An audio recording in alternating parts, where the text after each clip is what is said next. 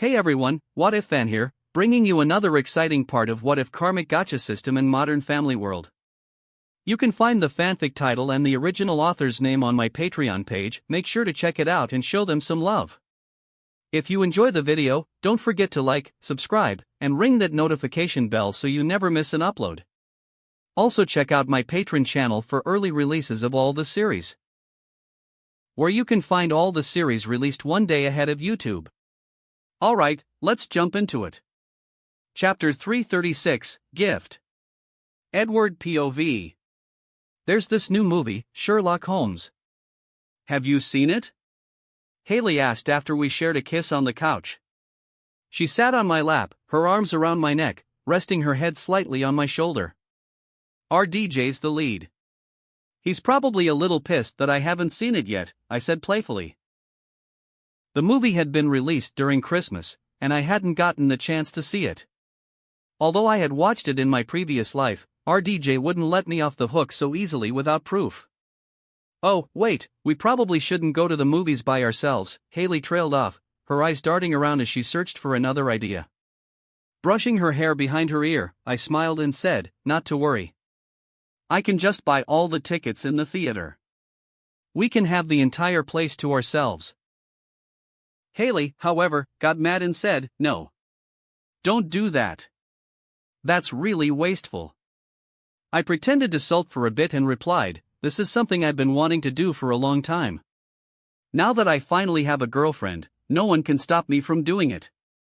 We're going to have that romantic, luxury flex moment in the movie theater that only rich bosses or billionaires get to experience in movies.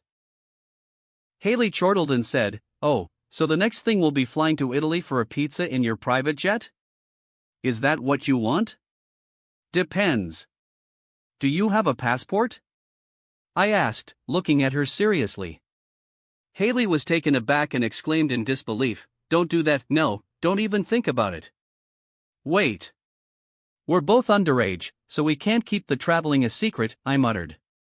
Haley finally breathed a sigh of relief, thinking I had regained my rationality. I should fly a chef out from Italy to cook for us here, I said after thinking for a moment. Stunned, Haley exclaimed playfully, TCH, I don't really like the rich guy flex in movies. I prefer intimate moments. I smiled and said, me too. I reached for the table beside the couch and pulled out a small box. She didn't notice as she rambled on, don't turn into the guy who tries to buy the girl's feelings. I'll pay for every outing from now on. You just need to sit tight and look pretty. Finally, she saw the present I was holding and was stunned again. Her lips curled into a smile, and her face lit up. What's this? She asked coyly, pretending to understand the situation. Open it. I smiled charmingly as I handed the present to her. Haley giggled and then untied the red ribbon before opening the box. The necklace featured a stunning teardrop emerald, its rich green hue radiating. Set in a delicate platinum filigree, the emerald was elegantly suspended from a fine chain. Surrounding the emerald, small diamonds enhanced the overall opulence of the piece. Haley blinked quickly, thoroughly mesmerized by the gift. She looked at me instantly for an explanation. I smiled affectionately and said, I bought that the second you agreed to be my girlfriend. It's my gift to you. Haley hugged me tightly before I could finish my sentence. I love it. Touched by the gesture, Haley kissed both of my cheeks in gratitude before hugging me again. I smiled teasingly as she rested her head on my chest. Then I said, really? I'm worried you won't like it because you said you didn't want me to spend any money on you. Haley flinched a bit and pulled her head back up before smiling. I'm not touched because you bought me an expensive thing. I'm touched because of the gesture. You're so happy that we are a thing now that you had to give me this necklace. Pfft, I held back a laugh. My reaction made Haley frown. She pouted and said, what? Don't you trust me? I do, I said dismissively. Offended, Haley gasped and said, you know what? I was planning to do something for you too, but you can forget about it now. You lost your chance. She crossed her arms, moved away from my lap to sit next to me, and pouted. What? What did you have planned? I asked playfully as I grabbed her hand, interlocking our fingers. Haley blushed a bit and whispered in my ear. As a thank you? I looked at her in shock. Haley grinned and said, or we can do it like in Titanic, where I only wear this. She held up the necklace. We looked into each other's eyes, and the air started to heat up as our faces inched closer together. Suddenly, the doorbell rang. We paused, and I said, let's ignore it. We continued to lean in, tilting our heads slightly as we prepared to kiss. Just as our lips were about to connect, the intercom rang. Edward. I know you're in there. Open the door. I forgot my stuff. Let me in. I'll be out of your hair immediately after I get it, Max shouted, her tone full of urgency. I sighed and said, I think the moment's passed. Just send her away quickly. The moment's still there for me, Haley urged. I widened my eyes slightly and immediately ran to the door. Be right back. As I opened the door, I said to Max, you have 30 seconds to get it and then get out of here. Geez. Okay, I won't interrupt your love fest, Max sighed and entered the house with a playful smile. Oh hey, you have your top on this time, she said as she noticed Haley sitting on the couch. I pushed her, saying, hurry up. Don't disturb us. Okay, I'm going, Max exclaimed as she hurried up the stairs. Just then, Caroline entered the house, and I was so focused on Max that I didn't realize she was behind her. Max, I told you not to disturb them, Caroline said as she walked into the living room. Haley was holding her phone, trying to get a photo with the necklace. Suddenly, Caroline's eyes were drawn to the necklace in Haley's hand. Caroline began hyperventilating at the sight, leaving Haley flabbergasted. She wheezed, and her entire shoulder went up and down. What's wrong? Are you having a panic attack? Haley asked, confusion and worry etched on her face.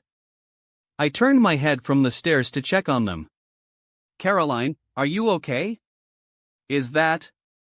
Caroline trailed off as she walked closer to see the necklace. Isn't it pretty? Edward just gave it to me, Haley said giddily. I nodded in satisfaction as I watched her brag about the gift. We hadn't hidden our relationship from Max, and by extension, Caroline knew about it. I hadn't hidden, I meant we couldn't hide. Max came down in excitement, waving her small metal box. I found it. Let's go, she said hurriedly. Caroline ignored her and continued studying the emerald necklace. Crafted in 18K gold and platinum, teardrop-cut emerald. I saw this before I went broke. I almost bought it, but I chose another one instead. Really? Is it special? Haley asked curiously. Caroline looked at her with disbelief. This is a one-of-a-kind emerald. Do you even know how much it costs? Caroline, shut your trap, I interjected quickly. Caroline swallowed her words, but they seemed stuck in her throat. Finally, she breathed out, unable to hold it back any longer. 300, she whispered at the end, grand. 300? Haley asked, not catching the last part. Max turned to Caroline, what did you say? 300 grams or 300 grand? Like my rent for 300 months or how much weed I could buy with 1 week's pay? Caroline stared at me, her expression filled with shock and disbelief. It's $300, I told Haley, knowing she wouldn't accept it if she knew the truth. Caroline quickly shut her mouth, following my lead. She understood that if she went against my intentions, her job as my assistant for the world tour would be in jeopardy. Max was still elated, looking at the necklace as if it were a precious gift. No one ever gifted her anything before in a romantic sense. You got a necklace when you become someone's girlfriend? The only things I've ever gotten from my boyfriends are pregnancy scares and restraining orders. She said with a genuine smile, happy for Haley. Oh, I thought you were going to say STDs, I commented, glancing at Max. She grimaced and replied, that never happened. I'm proud to admit that I've never had an STD, even though I've had a very low bar for hooking up. She grinned, bragging. As she was distracted, I snatched the metal cigarette box from her hand and opened it. What do you have here? It was filled with joints. Hey! Give that back. Max tried to snatch it back, but I held my arm up, preventing her from reaching it. Were you the one who stole the joints from Snoop? He told me to watch out for thieves in my crew last night, I asked Max assertively. Max was stunned and immediately became meek. Smiling slightly, she said, I mean, for a pimp, he sure leaves his bags defenseless. Meanwhile, Haley was trying to get more details from Caroline. Is it really $300? She asked in a whisper. Veins were popping on Caroline's forehead. Her teeth clattered as she held her stomach, which began to churn after forcing herself to stay quiet. Noticing something strange, Haley held the necklace with 2 fingers. So it's fine if I drop it on the floor? And oh. Caroline immediately stopped her. Haley narrowed her eyes suspiciously. Why? I thought it was only $300? Haley, I have to say, that hurts my heart a little, I interjected, looking at Haley with a hurt expression. Baffled, she immediately defended herself, I'm not actually going to drop it. She held the necklace properly again and walked toward me. Edward! Tell me the truth. Did you overspend on this necklace? Haley asked, getting in my face. I smiled and gave her a peck on the lips, which stunned her. I'm not telling. Besides, you've already accepted it, so you can't give it back. I also swallowed the receipt, so you definitely can't return it, I said playfully before turning to the duo. You should go. We're having a nice moment here. Oh, you guys are going to do it. Before Max could finish her sentence, Caroline grabbed her right arm and pulled her out of the house. We're so sorry to disturb you. Caroline called as she closed the door behind her. You heard Max, we are going to do it, right? I said playfully after we were alone. However, Haley grumbled, I'm going to find out. You better tell me now. I laughed and said, alright, I'll tell you, after I go to Japan. No. NOWW. Haley pressed on, fully agitated. Are you not telling me because you don't trust me? She asked, her eyes shaking slightly. Realizing that I might have pressed the wrong buttons, I sighed in defeat and said, it's quite expensive, but you have to remember that my sense of money has been completely broken lately. How much? She asked again, calmer this time. $300,000, I replied with a wry smile. 3. Haley froze in shock. It took a few seconds for her to recollect herself. Her fingers started to shake as she held the necklace. I'm holding in my hand, a family heirloom, she muttered in disbelief. I smirked and said, it could be a family heirloom, but to do that, we need to make a family first. No. Ed, the mood is ruined, Haley said with a blank stare, holding the necklace in her palms as if presenting it to me. Take it back. It's too much. She said this with her mouth, but her fingers held onto the necklace tightly. I rolled my eyes. This is exactly why I didn't want to tell you the price. Come on, it's not even 10% of my daily salary. You can have it. Sell it if you want to use the money for something else. I'm not going to sell it. Haley exclaimed, taking the necklace back and hiding it behind her.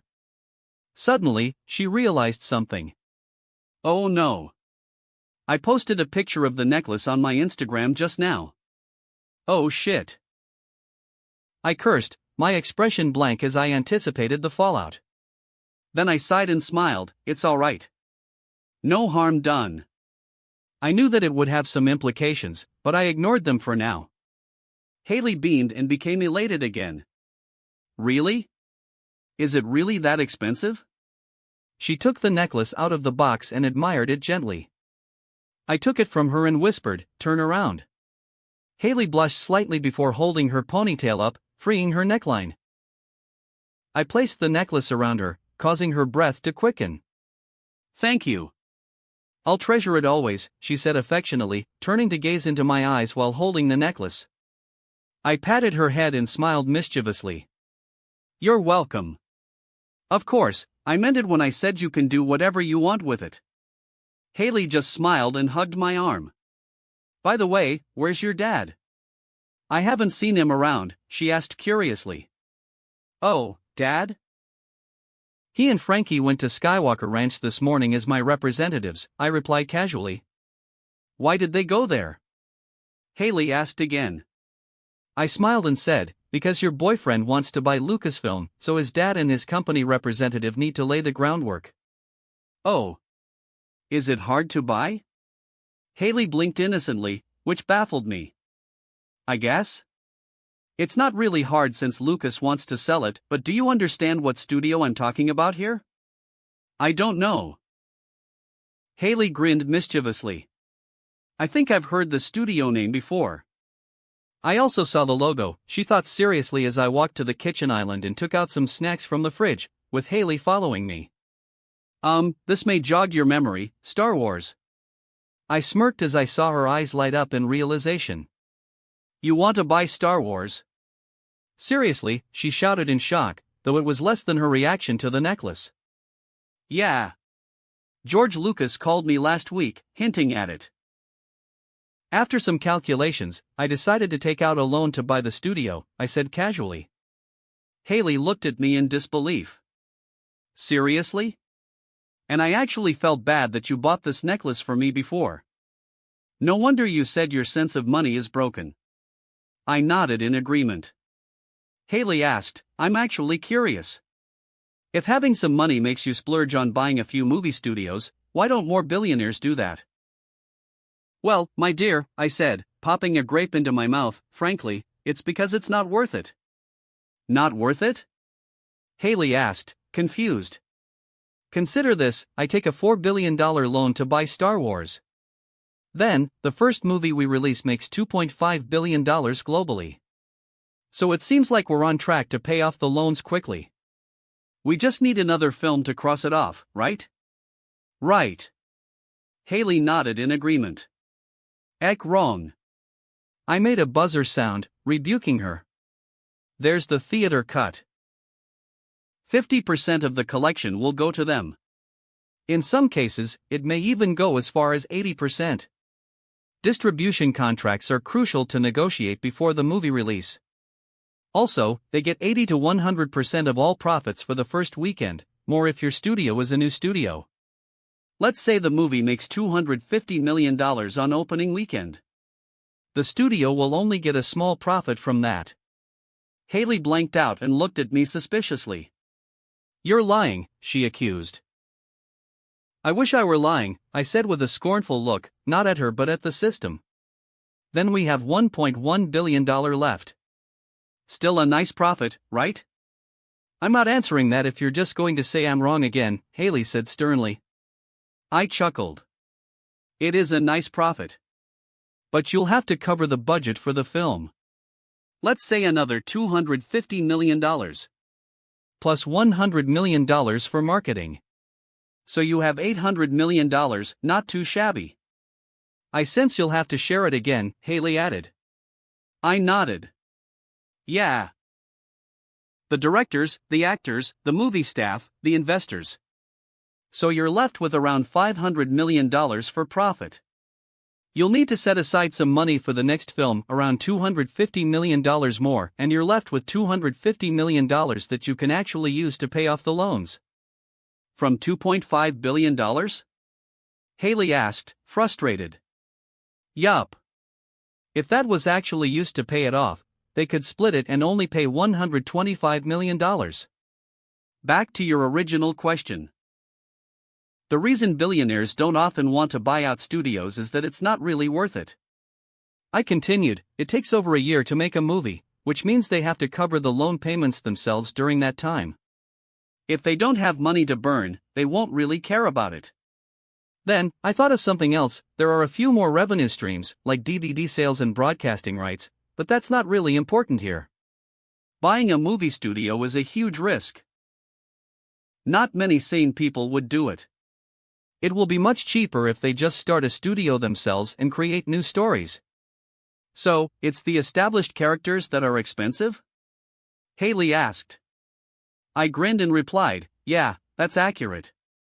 They are the biggest factor in determining how well the movie will perform at the box office. No one wants to see a Spider-Man movie without Spider-Man in it.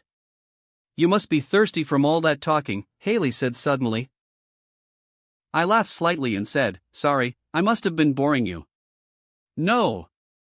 Not at all. I enjoy listening to you talk.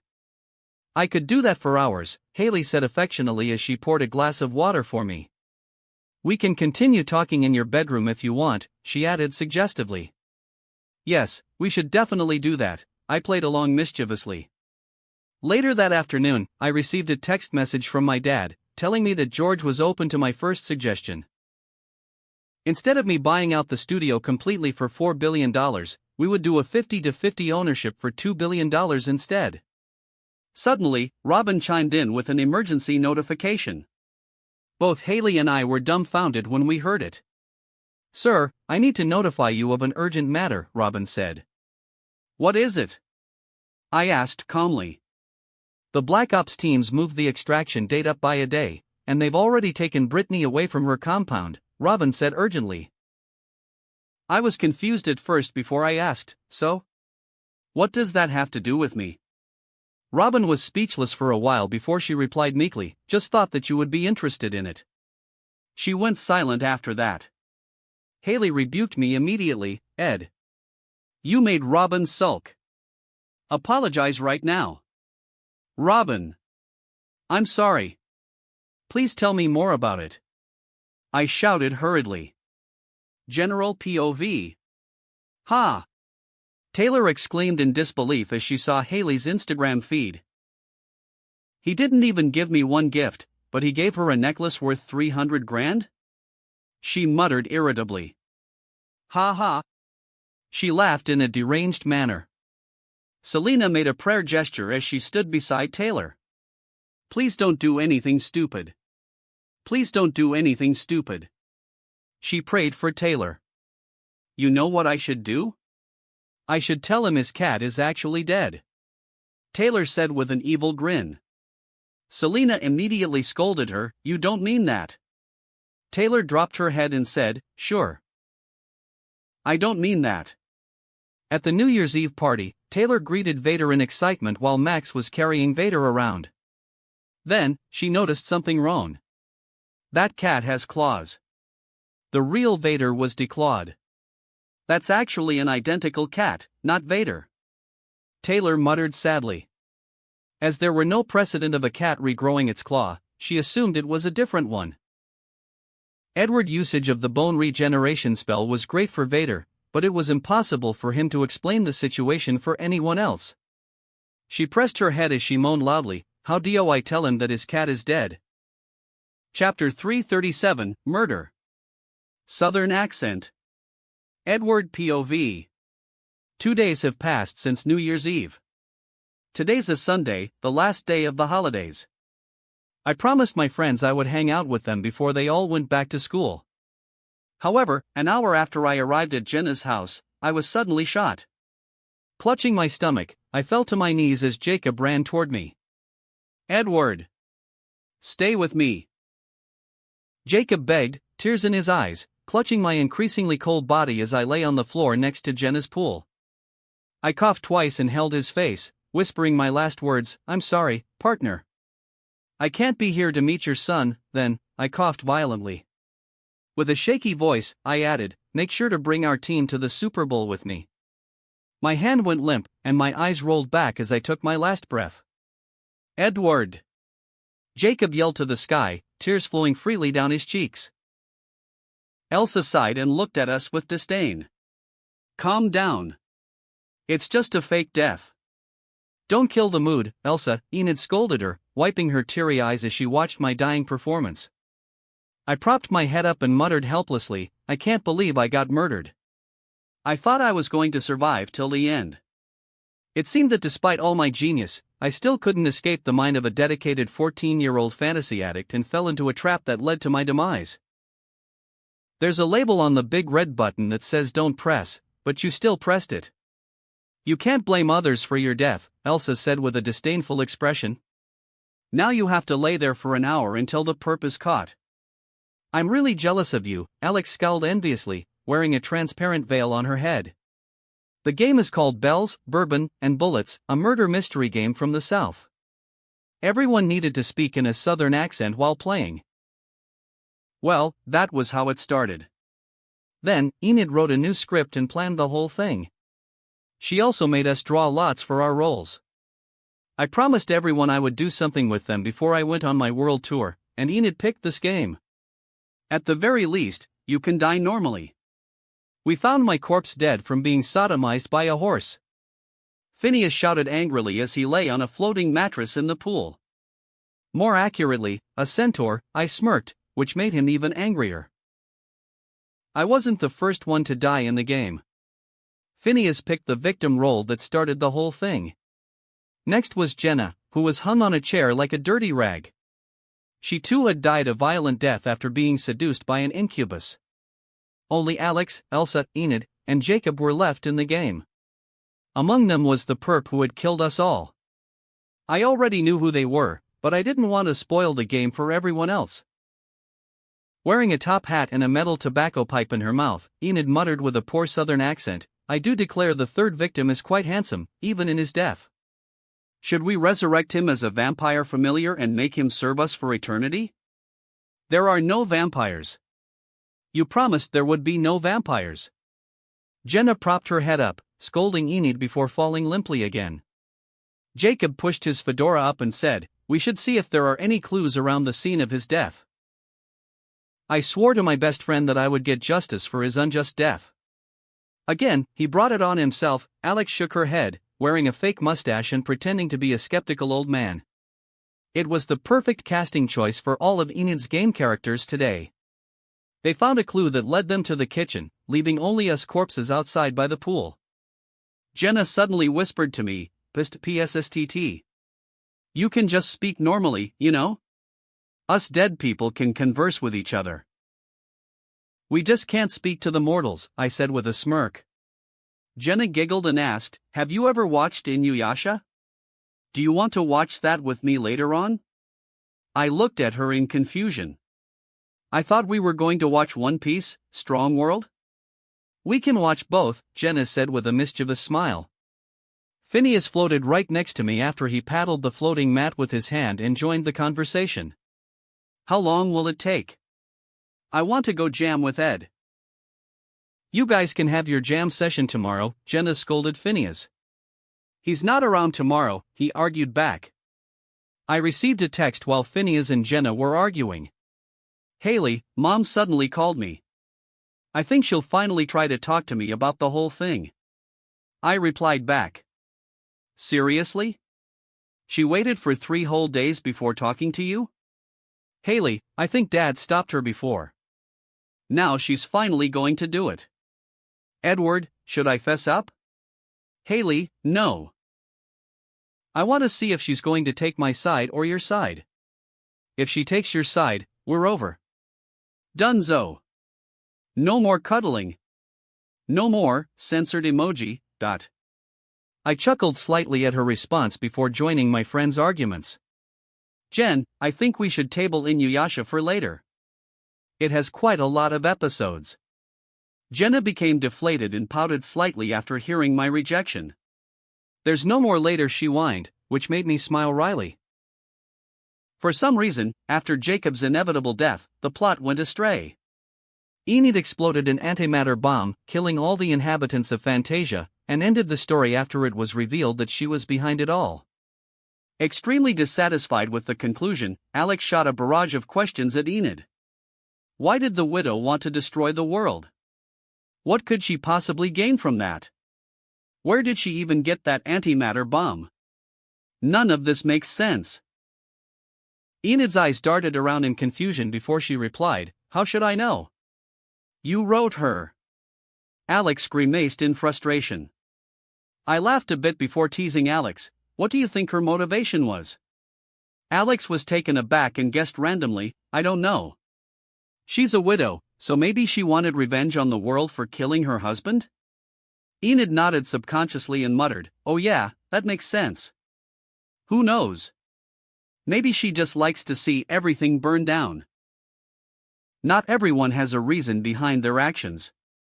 Some people just suck, Elsa argued pessimistically. You have a very depressing way of viewing the world, Jacob teased his girlfriend. Elsa smiled in disbelief and said, I'm not depressed. I'm just rational. Jenna thought for a bit before she added, she might be throwing a tantrum after not getting what she wanted. I know I would. Jacob and Elsa stepped away from Jenna after she said that. Do you really think a person could commit such an atrocity just because of a tantrum? Alex looked at Jenna with disbelief. Jenna shrugged and said, people are complicated. Maybe. Enid cackled mischievously and said, why are you guys trying to get an in-depth look at her character? Phineas smirked and said, I think this is because of what we learn in English class. Trying to get something out of nothing. Oh no, the door is red. The author is trying to convey anger. Well, sometimes the door is just red, Mrs. Johnson. That's why he said it's red. Alex looked at Phineas with disbelief and said, you really need to let that go. That happened in class a month ago. I'm not wrong. Phineas whined. Confused, I began to ask them, is this really a conversation a group of 8th and 9th graders usually have these days? I was shocked by the flow of conversation among them. A few months ago, it was hard to get them to open up and share their opinions. Nowadays, they just throw their thoughts around whether people want it or not. All of them turned to me simultaneously with angry expressions, shouting, whose fault do you think this is? Wearing a disdainful expression, Alex rebuked me. If you didn't start talking about random things all the time, we wouldn't be this way. I guess they had been trained by me. It made me feel quite proud. It was lonely being the only one talking passionately about something. Jenna joined in the scolding. Yeah. I used to talk about high school gossip, who screwed with who. Look at me now. I'm an anime geek. Are you proud of yourself for turning me into this? Ha! Answer me, Eddie. Baffled by Jenna's sudden accusation, I tried to defuse the situation. But you know, whenever you called me to discuss your thoughts on the show, you became really attractive in my eyes. Jenna was taken aback, and a huge smile bloomed on her face. Really? It started with just watching anime to have something to talk about with me, but now, Jenna had truly grown to love the genre. She even thought about cosplaying the characters. Stop. He's trying to manipulate you to ensure your full transformation into a geek. Alex tried to warn Jenna, but it was too late. By the look in her eyes, I knew she had fallen deep. When you meet Oda-sensei, can I get a signature? I want him to draw Ace for me. Please. Jenna hugged my arm and begged. Well, episode 483 hadn't arrived yet, so Jenna only knew that Ace was captured in Impel Down. She had faith in Luffy trying to save his brother. Right now, the episode where Luffy meets Bon Clay in Impel Down had just been released, so Jenna didn't know the full storyline. Even in the manga, it hadn't reached the Marineford War. When the time comes, I wonder if she'll beat me up because I made her watch the show, I thought secretly as I agreed to her request. Yeah, sure. I'll try to get the autograph for you. Phineas asked with a skeptical look, Edward, can you even meet with him? Won't he be really busy working, as you should be? I looked at him with disbelief as I replied, I can spare a few hours. I'm not going to work 24/7. Then, I smiled and continued, I wrote to him before. A heartfelt letter. He already agreed to meet with me. Also, since I want Netflix to get the rights to broadcast One Piece, he definitely needs to meet with me. So blackmail, huh? Alex muttered in understanding. Jacob snickered and said, as expected of Edward. I'm not blackmailing anyone. I defended myself, but everyone looked at me with suspicion in their eyes. We entered the house and watched the One Piece, Strong World movie together. After finishing the movie and discussing it afterward, Jenna asked, is your studio going to make animation after this? Yes. Definitely. But it's a little tough to start. There aren't a lot of experienced animators available for hire, so I have to create the entire studio from scratch, including training the animators. It'll be 1 or 2 years before we can get results, I replied casually. What's your first show going to be? Alex asked, sounding a little bit interested. I replied as I ate popcorn, it's based on the League of Legends game I own. The show will be called Arcane. I've already completed the storyline for the first season, so I just need it to be finished now. I wish I could do it faster, though. Alex narrowed her eyes at me and quipped, you realize that your company's growth is tremendously fast. But you want it to be faster? Are you insane? Not insane. Ambitious. And I don't want to create a culture where fans have to wait 3 or 4 years for a new season of a show they love, I said with a weary sigh. Everyone was confused, as there wasn't any real precedent for that yet, so they didn't know what I was talking about. I wish there were a machine that could just connect my brain to the computer. It would make my work so much easier than physically working on it. Like VR, but instead of games, it brings me into an alternate space where my imagination builds the world instead, Enid suddenly said. So you want to be God? I looked at her and chuckled. Enid blushed slightly and said, nothing too blasphemous. I just want to create an alternate reality where vampires, werewolves, and all sorts of mythical creatures exist. Just go and watch Twilight again, Jacob teased. Enid rolled her eyes and said, I'm already bored. I'm watching Vampire Diaries these days. Phineas accidentally blurted out, Nina Dobrev is hot. Excuse me? Alex asked with a scowl. Flustered, Phineas stammered, no wait, Alex. You're definitely hotter than her. That's a blatant lie. Don't grovel that much, Jenna teased. Alex glared at Jenna, but her lips curled into a smile. That's fine. I know I'm not hotter than Nina Dobrev. Alex sulked. Oh, a lover's spat. Nice work, Enid, Jacob said, sniping at Enid, which made her flabbergasted. What oh? This is not my fault, okay? It wouldn't have happened if you hadn't brought up Vampire Diaries, Elsa joined in the teasing, which made Enid's cheeks turn slightly red. I laughed out loud and said, Phineas is the one who got the hots for Nina Dobrev. And I agree with him. She's really hot. Even Jacob told me he thinks Miss Dobrev is sexy before. Jacob was taken aback and immediately defended himself, but his frustration made him look guilty in Elsa's eyes. What's this? Are you jealous of our relationship that you had to drive a wedge between us? Elsa sniped at me, her tone laced with mockery. I heard your confession got rejected at the New Year's Eve party. Is this why you're acting out? You. Everyone exclaimed excitedly, turning their heads toward me. I smiled and said, if that's all it took to drive a wedge between you guys, then maybe your relationship isn't as strong as you think it is. At the very least, we have a relationship, Elsa added with a smug expression. Touché, I relented, which made Enid, Alex, and Elsa jump up and celebrate in excitement. He lost. Enid muttered as she high-fived Elsa and Alex. Alex added, he's speechless. We finally won for the very first time. Elsa gleamed with excitement. Finally. It feels like all of the frustrations are going away. But you'll have to face my revenge next, I interjected, making the girls freeze. Elsa blinked quickly and asked, excuse me? You didn't think that winning would come without a cost?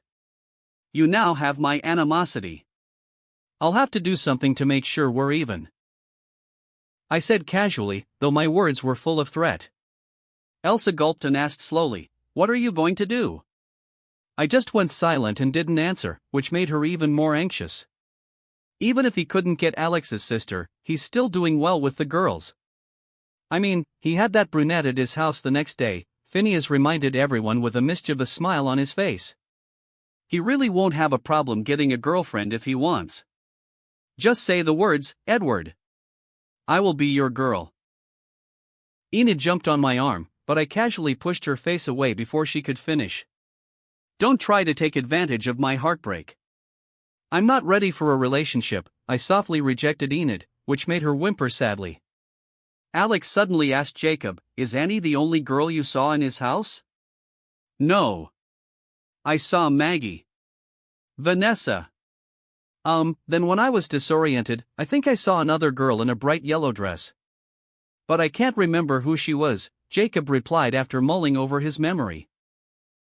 Startled, I immediately interjected, but you remembered Annie because she's hot, right? Yeah. Annie's pretty hot, Jacob replied subconsciously. Then, he felt a cold stare coming from his side. His girlfriend was glaring at him, muttering, "Strike two." No. I mean, she's conventionally attractive. But I'm not attracted to her at all. Jacob tried to defend himself. Oh. So you do think she's attractive? Elsa asked in disbelief, which quickly escalated into a fight. I made a peace sign and stuck my tongue out, reveling in my success at disrupting their romantic atmosphere. While I was enjoying the chaos, Alex fell into a deep thought. Alex's commentary. Oh.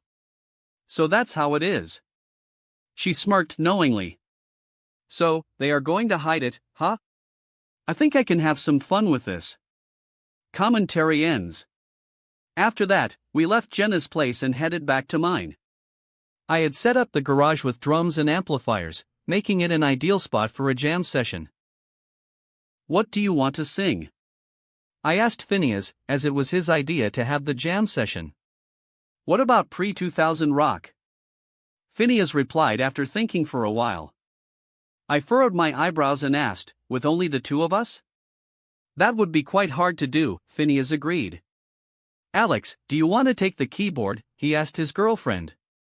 I've been practicing, but I don't think I can play it perfectly yet, Alex replied, crossing her arms to reject the offer. Oh, whoa. I can play drums, Jacob volunteered. Not replying to Jacob, I turned to Alex and said, come on. It'll be fun. We're not taking it too seriously. What about me? Jacob whined. Phineas sighed heavily before saying, sure. You can take the drums. It's my own fault that I didn't bring Billy with me. Any requests? Phineas will sing, I said to the audience. Elsa, Jenna, Enid, and Alex. What's that song? I don't remember, Enid muttered in confusion. Why don't you hum the tune? Phineas asked her. Air. Like this? Wani nano ninu ninu. All of us almost burst into laughter at Enid's surprisingly clear depiction of the tune. Enid blushed and threatened to hit everyone who was laughing at her. I played it on my guitar before Phineas started to sing. We sang Sweet Child of Mine by Guns N' Roses, followed by Thunderstruck by AC/DC. While singing the second song, our audience suddenly grew. My dad, Frankie, Phil, and Claire walked into the garage after hearing the music. Speaking of parents, they made our couple's life a little challenging because they kept wanting to talk and be there for me. My dad spent the entire day with me yesterday, which meant I could only see Haley at night. I snuck into her room through the basement window and left before the sun came up. I regretted hiding the relationship just a little bit. Even Vader and Max joined in, watching the performance together, with Vader being held in Max's arms, almost suffocated in her fleshy airbags. Suddenly, I stopped playing the guitar and walked to the garage door. Phil brightened up, thinking I was trying to greet him. Edward.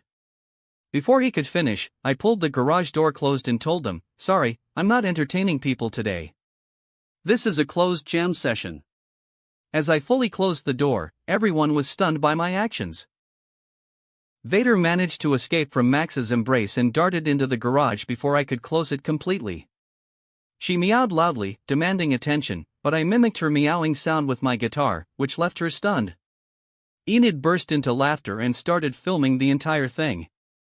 Vader didn't give up and tried again, but I mimicked her sounds yet again. On the fourth try, Vader looked at me with a deadpan expression and mumbled a meow of disbelief. Then, she bit the guitar cable and pulled it out of the amplifier in protest. Vader, no! Enid shouted desperately, but it was too late. We all laughed at the petty revenge, and I finally picked up Vader into my arms. It took a while to placate her before she finally joined our jam session without making any noise.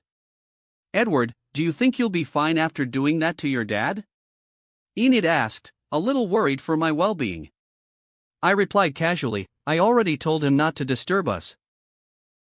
He did that anyway. So I don't regret it. Alex joined in, yeah. No one wants to have a jam session with their parents around. Believe me, if my mom were still here, she'd try to police the songs we're singing. Anything she thinks is bad, she wouldn't let us do. General POV. I told you this is a bad idea. They don't want us here, Frankie muttered, fully understanding the teenager's mindset. Are you sure it doesn't have anything to do with the fact that Haley rejected him? He didn't even smile when he looked at me. Phil said anxiously. He must be hurting a lot, he added. Claire rolled her eyes and replied, no, Phil. I think it's because they just don't want any supervision. But I am his buddy. Phil whined. What about me? Am I part of the parents' group? Max kicked the garage door angrily and shouted, Edward, you little brat. I'm not that old. Don't lump me in with them. Hey. We're also not that old. Phil said defensively. I think we should invite Edward for dinner at our place tonight. Claire said. It's time for us to air everything out. 5 chapter before the time skip. Chapter 338, Emergency, Up All Night. Edward POV. Holding my phone against my ear, I talked with Haley as I walked to her house. Mom's planning something. I'm sure of it, Haley said worriedly. Scrunching my eyebrows, I replied, I think maybe she stumbled into something? You cleaned up your sheets yourself, right? After we did stuff? Yeah, I threw them into the laundry immediately, Haley replied innocently. And? I asked, a little worried. You washed them yourself, right? I continued hinting. Haley went silent for a moment before she replied hesitantly, well. I rubbed my forehead in frustration and said, it's fine. It might not be about that. Maybe she just wants to do an intervention or something. Or a goodbye dinner with the whole family. Haley's tone fell flat as she said, I guess. She suddenly thought of something and added, Mom is at Uncle Mitchell's house for now. He wants to Ferberize Lily, so she's helping him. If you come in early, we have the entire house to ourselves. What about your siblings? And your dad?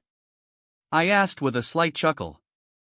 Haley replied, dead serious, Mom's the only one I'm worried about. Dad won't even notice. Wait, I see you. I'm opening the door, nope, I cannot. We have to still pretend. Just ring the doorbell, and I can come to greet you. She waited in the living room for a while since she knew I was coming. Her parents were hiding the truth from her, so she had to pretend she didn't know anything about it. As I rang the doorbell, I heard Alex's excited voice from inside, I'll get it. As she opened the door, her expression deflated, oh, it's you. Behind her, Haley looked at Alex with disbelief. I asked Alex, who did you expect? Phineas. My mom invited him for dinner. I guess she invited you too. Alex guessed accurately and invited me inside, come on in. Mom and Dad are outside right now, so you should go back first. I should go back? I looked at Alex incredulously. Alex smirked, yeah. Without my parents around, I guess it'll be too hard for you to be in the same place as Haley. Or am I wrong, and you've already moved on emotionally? Speechless for a moment, I realized Alex might have noticed something from her teasing expression. I said, sure. I'll go back home. I was just dropping by to be polite. Since they aren't here, they can't blame me for leaving. Flabbergasted, Alex grabbed my shirt to stop me from turning around, wait. Come in. You are not going to put the blame on me for this. I really can't stay, I replied again. Alex stammered and rushed to call her mother, I'll tell them to come back quickly. Just wait here. I walked into the house and flashed a victorious smile at Haley before turning to Alex again, can't I just go back now? You can tell them I dropped by. No. Just wait. They'll be back soon. Alex stammered before she was interrupted by another guest. Phineas walked to the open door and greeted casually, causing Alex to flinch. Hey, sweet pea, Phineas called. Alex grimaced and said, I vetoed that. You cannot call me that, ever. Okay, chickpea, Phineas teased as Alex grabbed his arm and pulled him inside. Nice timing. You can wait with Edward and keep an eye on him until my parents get here. She shoved him toward me and ordered, You guys wait in the den. Watch some TV if you want. What are you going to do? Phineas asked. I'm going to call my mom, Alex replied before running to the kitchen. Phineas looked at me in confusion. Why are you here? For the pizzas, I replied vaguely and added, You could have just come here from my place. I would have if I knew I was coming here, Phineas retorted. He looked at me and said, I'm very nervous. This is the first time I'm going to spend time with Alex's parents. I nodded in understanding. It will be weird if you're not nervous. Why don't you go check on Alex? I'll handle the awkward conversation with that girl. I pointed at Haley, continuing, Of course, if you want to back me up, I'd really appreciate it. And take part in the weirdness between you two? No thanks. Alex, where are you? Phineas said before rushing to the kitchen, leaving me alone with Haley. Haley smiled giddily and approached me, wrapping her arms around mine and giving me a kiss. Hi. I missed you, she whispered. I whispered back, I missed you too. And I'm worried about what your mom has planned. As I walked into the kitchen, I saw ingredients halfway prepared on the kitchen island. I asked Alex, who was trying to reach her mother, What does your mom plan to make? I don't know, Alex replied anxiously before disconnecting the call. She's not answering. She must be on her way back, Phineas commented. Haley, seeing me studying the ingredients, used a mocking tone. Why are you trying to help prep the ingredients? You can't keep your nose out of other people's business again? I shot back, Would you rather we wait until your mom comes back and starts everything from scratch, or have me be a little nosy and help her so I can get out of here earlier? Alex was taken aback by our tone and fell into thought. Alex's commentary. Wait. Was I wrong? Do they really loathe each other now? Alex wondered, furrowing her brows. The air around them is making me really uncomfortable. Commentary ends. I guess your mother wants to make some roast beef. Alex, Phineas, spoiled brat, come and help me. We can get this done sooner. I said as I put on an apron. Haley breathed heavily, her eyes dazed as she watched me fold my sleeves, but quickly shook it off when she noticed Alex staring at her. I'm not spoiled. Bet you can't even cook, I said, handing her a knife from afar. Haley grumbled and stomped her feet as she moved toward me, grabbing the knife forcefully. Move. This is my house, I'll do it, she ordered, pushing me away with her hips.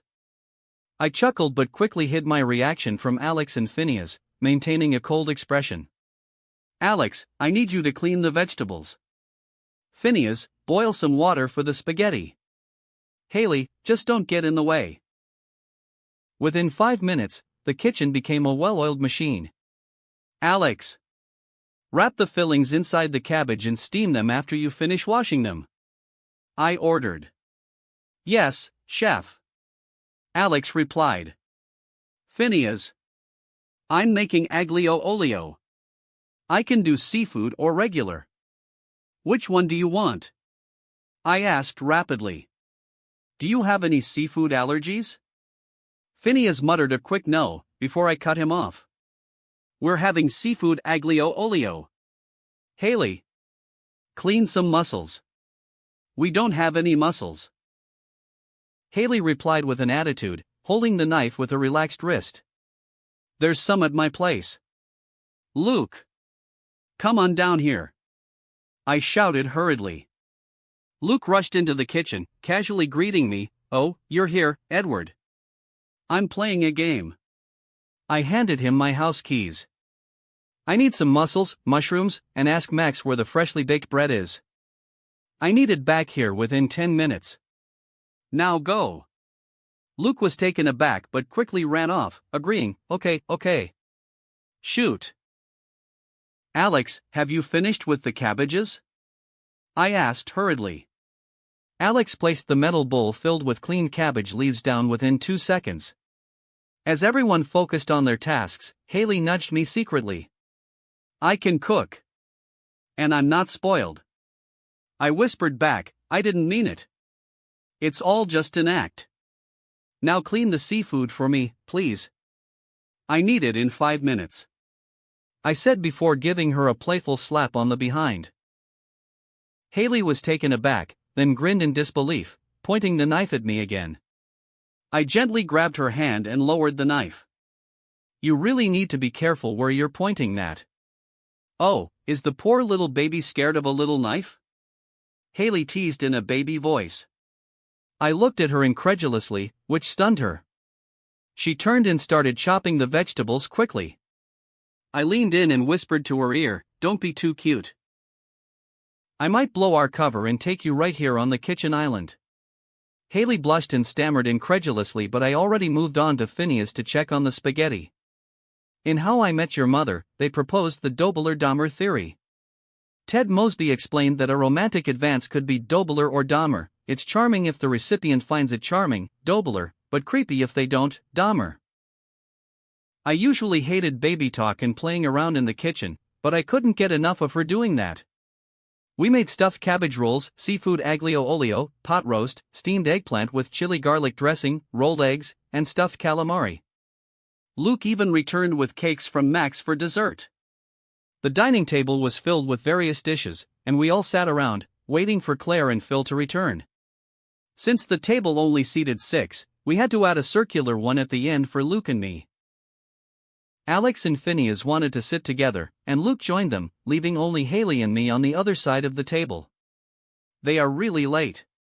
It's been almost an hour, Alex said, a slight smudge on her cheek. Phineas took a napkin and gently wiped it off for her, making her blush. Haley, feeling a bit jealous, shot me a glare. I ignored her and asked Luke, "Did you eat some cupcakes while we were cooking?" Luke replied, green and yellow frosting smeared around his mouth, "No. I didn't." Really? Are you sure? I asked playfully. Alex looked at him and scolded, "You have frosting on your lips, you dumbass." We all laughed as Luke frantically tried to wipe off the evidence. Just then, Claire and Phil finally returned. "Alex, honey, I'm so sorry. I put my phone on airplane mode by accident and didn't see your texts until I was on my way home." As Claire walked into the kitchen, she was stunned to see the ready meals on the dining table. Phil followed behind, phone to his ear, asking, "I'm ordering pizzas. Wait, the meals are already done?" "Yeah, we all worked together to make it," Alex said excitedly. Claire melted a bit at the gesture. I'm really sorry, you guys. We would have gotten back sooner if your dad hadn't had a stomachache. Turns out, it's just gas, Phil added, which made everyone except me exclaim in disgust. You. Honey, are you sure we don't have to go to the ER? Claire whispered to Phil worriedly. No, it's really fine. It's not hurting anymore, Phil replied calmly. Then it clicked for me. With the furburizing in Phil's abdominal pain, we were currently in the episode Up All Night. Maybe it's kidney stones. You should go to the doctor, I said to Phil with a worried expression. Alex grinned and said, I'll call 911. Maybe the fireman will come. No. Phil immediately stopped her from getting up. Haley perked up at the mention of firemen, and I stared at her. Oh, so you have a crush on the hot fireman too? I teased. Taken aback, Haley replied defensively, No. I'm just worried about my dad. You're smiling from ear to ear, and you're even blushing a bit, I pointed out. It's a smile of worry, she insisted anxiously. And the blush is sympathy? I added mockingly. Haley's commentary? I wasn't blushing because of the fireman, she confessed. Then she added shyly, I accidentally imagined Edward wearing fireman clothes, but his top is. Anyway, I'm not thinking of the fireman. Commentary ends. Edward, are you jealous? Alex snickered at me. I told her, you better check on your boyfriend before backing up your sister. Alex turned to Phineas and saw him picking at his bread with a depressed expression. She panicked, wait. Finn, you're definitely hotter than them. Don't lie, Phineas said, defeated. It just makes me seem more pathetic. Phil's commentary. The firemen in our town have a reputation for being hot, he said with a worried expression. Do I resent that? Of course not. These guys are my friends. I play basketball with them. I bake for 'em. I never bought any of their calendars, but that's just because I know they have other charities going on for them, not because I felt threatened and didn't want their pictures in my house. Commentary ends. We should start dinner, or else the food will get cold, I suggested, trying to preserve what was left of Phineas's dignity. Phil jumped at the invitation. Don't mind if I do. What do we have here? Oh, you mixed different cuisines together? Claire asked, pointing at the spaghetti. Italian, she said, then pointed at the stuffed cabbage and steamed eggplant, Chinese, and finally at the egg rolls and calamari, Japanese? Western, I said, pointing at the pot roast playfully. I thought you guys would come back early, so I pumped out several easy dishes. I didn't think you'd take almost an hour. I could have made more if I knew. No, this is more than what Claire usually makes. She wanted to make a pot roast and a salad for tonight's dinner, Phil excitedly began, but stopped when Claire glared at him. It'll probably taste better than Mom's too, Luke chimed in, which made Claire flabbergasted. Look, she exclaimed. Everyone laughed, and after saying grace, we began to devour the food.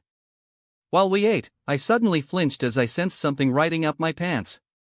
I turned to Haley immediately, and she pretended not to know anything. So, Edward, Claire began, noticing my gaze on Haley. What do you think about Haley? Everyone froze, except for Luke, who was still inhaling his food. Alex dropped her fork, producing a loud clatter. She gasped loudly, watching the drama unfold. Haley widened her eyes in astonishment and stood up, yelling at her mother, why are you even asking that? Claire placed her utensils down and wiped her mouth with a green napkin before continuing, well, Edward is a smart kid.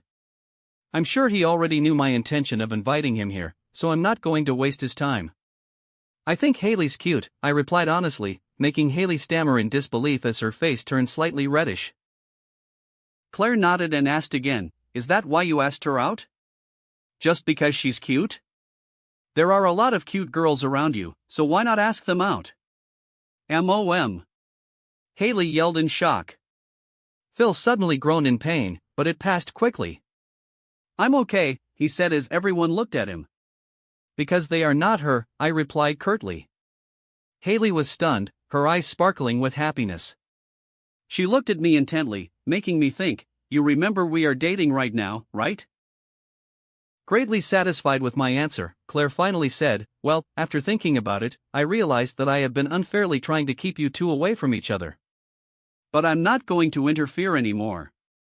You guys should sort this out on your own after dinner. I give you my blessing. Haley and I breathed in relief, not because of the blessing, but because Claire wouldn't bring this up anymore. We're not going to change our minds just because you give us your blessings, Haley said to her mother, but Claire ignored her. Alex cackled and teased, good for you guys. Now you don't have an excuse anymore. Why are you giddy? It's your turn now, I told Alex, making her freeze. Claire then turned to Alex and Phineas, doing the same thing to them. It was fun to watch when you weren't the one on the spot. Phineas was sweating heavily, and Alex paled at Claire's questioning. He got interrogated at the dinner table while I got away easily. Phil didn't join the conversation as he fought back pain, and I finally decided to speak up. Even though I wanted to see if Claire would flirt with the fireman later, it would be better if Phil went to the hospital sooner rather than later. Phil, you know, I was reading an interesting medical article recently, I said, pretending to recall the information. Alex was interested but too drained to join the conversation. It's about kidney stones, I hinted. The article discussed malpractice in inserting a tube into the urethra for kidney stone extraction, which made it swollen for months. What's swollen? Haley asked. I hinted at her with my eyes, making her realize it. Phil and Claire were flabbergasted, and Claire said, Edward, that's not an appropriate topic to discuss at a dinner table. I'm not discussing anything. I just think it's sad for the patient. Because of what happened to him, he couldn't do anything for months, and his wife got a little lonely. Stop. Alex covered her eyes and blushed. Phil was listening intently and asked, but his wife waited until he recovered, and they lived happily ever after? No. She left him to be with a fireman, I replied. It was all made up, like coaxing a little kid to go to bed, but in this case, it was an adult kid. If he actually gets there a little early, they can use a shockwave to break down the stones, and he can pass them easily without any extra assistance. But since he was too stubborn, he lost everything, I said with a sympathetic expression. Claire looked at me in disbelief. Ed, that was a blatantly obvious lie. No one's going to believe you. Honey, I think I need to go to the doctor right now. Can you call 911? Phil said quickly. Phil. Claire looked at him in disbelief, but before she could rebuke him, I asked, Claire, do you really want him to suffer in pain?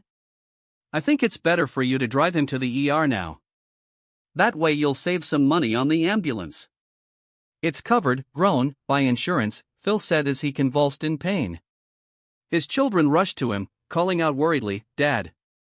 I'll call 911 now. Claire said hurriedly. Just drive me there. Phil begged. Claire relented and grabbed Phil's arm to help him walk. Kids, I'm bringing your dad to the hospital. Haley, you're in charge until I come back. Phineas, honey, it's nice to meet you. Edward, sort it out with Haley. Claire and Phil left the house in a hurry. Luke watched his parents drive away and asked, Will Dad be okay? The sky was still bright outside, but it was nearing sunset. It's fine. It's just kidney stones, I said, patting his head to comfort him. How can you be so sure of that?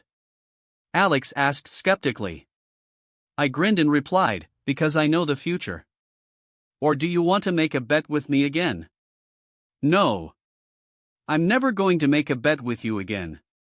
Alex shook her head and retreated. Coward, I teased, which made her fume in anger. Suddenly, Haley said, Alex, why don't you bring your boyfriend out for a walk? What? Alex grimaced. Phineas, a bit excited, said, Yeah, I could use that. I think I ate too much. But Alex tried to protest, so I whispered to her, It's a romantic walk, you dumbass. Alex froze and exclaimed in realization, Oh. I think I need to walk it off too. But what about the dishes? Luke can handle that, Haley replied. Hey! Luke protested. It's not like you did much during the cooking. He shot back at Haley. Haley gasped in offense. You know what? Mom let me be in charge, so I'm grounding you. Go to your room. Fine. At least I don't have to do the dishes. Luke said as he stomped up the stairs. I looked at Haley with disbelief, wondering if she planned that or if Luke had really outsmarted her. Ugh! Haley stomped her foot in frustration. Alex immediately grabbed Phineas's arm, and they went for a walk outside. Don't go too far. I called after them. Phineas waved back, but Alex grimaced and said, You're not my dad. Don't tell me what to do. Robin will protect you guys. I added, not minding Alex's quips. A stealth drone flew out of the house to follow Alex and Phineas. This was a relatively safe neighborhood, but it wouldn't hurt to be cautious. After everyone left, I helped Haley load the dishwasher in the kitchen. Not really helping, I stood by her side, teasing her. I can't believe you let Luke get the best of you, I said, shaking my head slightly. Haley slammed the dishwasher door angrily. Shut up. It's all part of my plan. You should be afraid of my genius mind. Oh ho, what plan? I asked.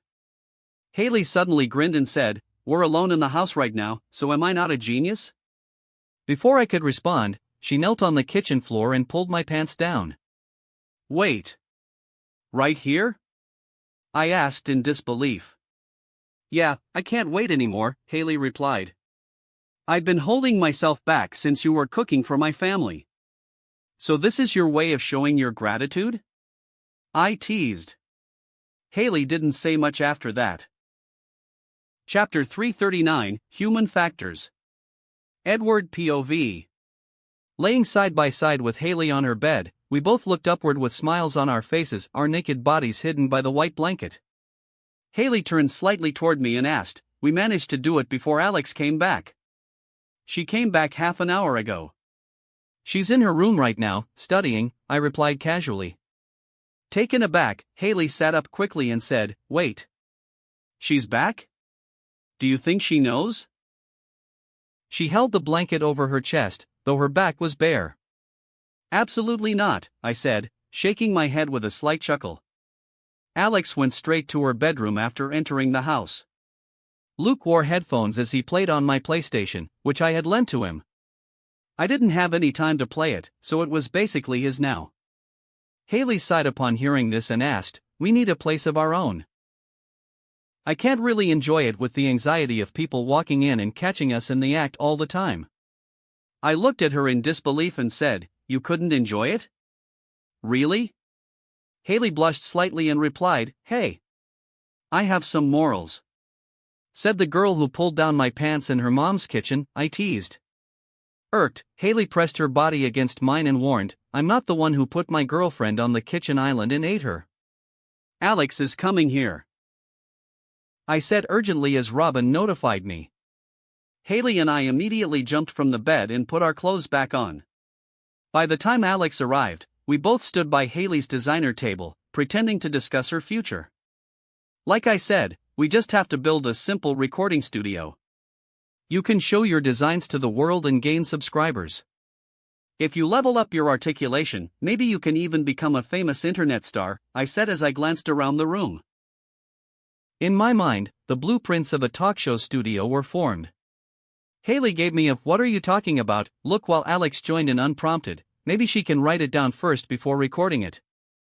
Then it may seem like she can articulate properly, even though she can't. I'm thinking more of a live podcast thing, but we can use that for her normal videos, I agreed slightly, turning to Alex.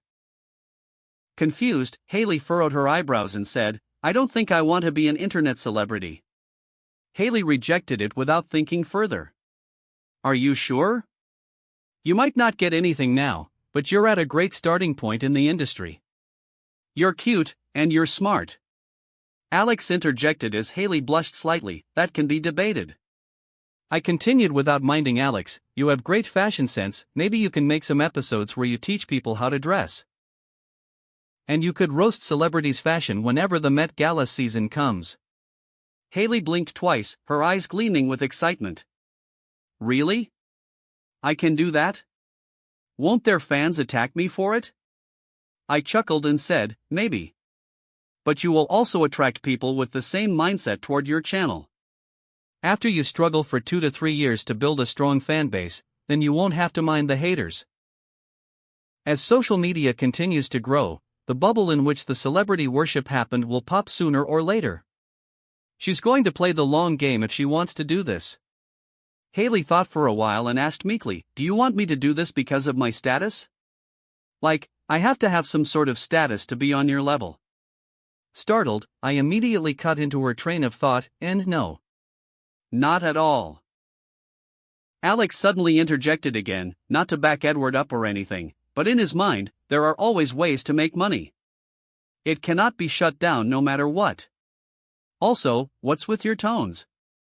Why are you guys talking affectionately now? Are you really dating now that mom gave you guys her blessing? Haley and I both turned to Alex simultaneously.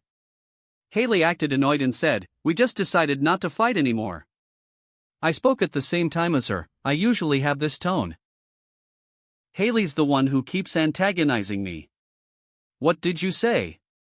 Haley turned to me again, actually annoyed this time. I smirked and said, "Isn't that true? You're always trying to pick a fight with me." "I never did," she defended herself.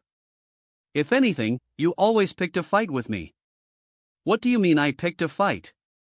"I just gave you ways to make millions by the time you're 18 years old."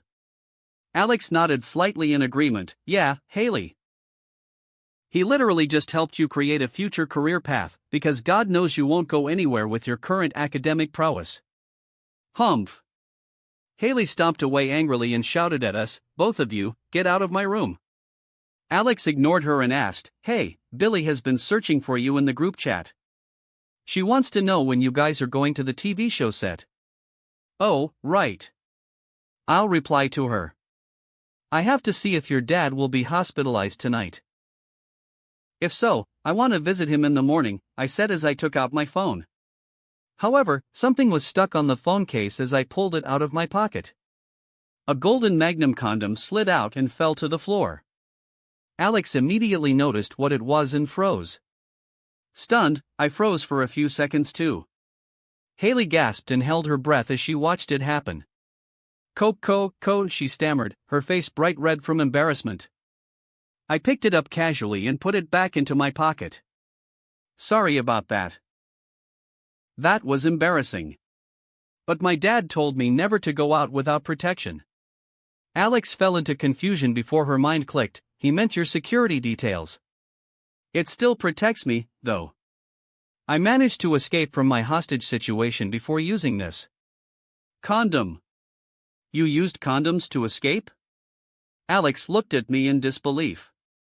I nodded and said cheekily, "Condom wrappers to be exact."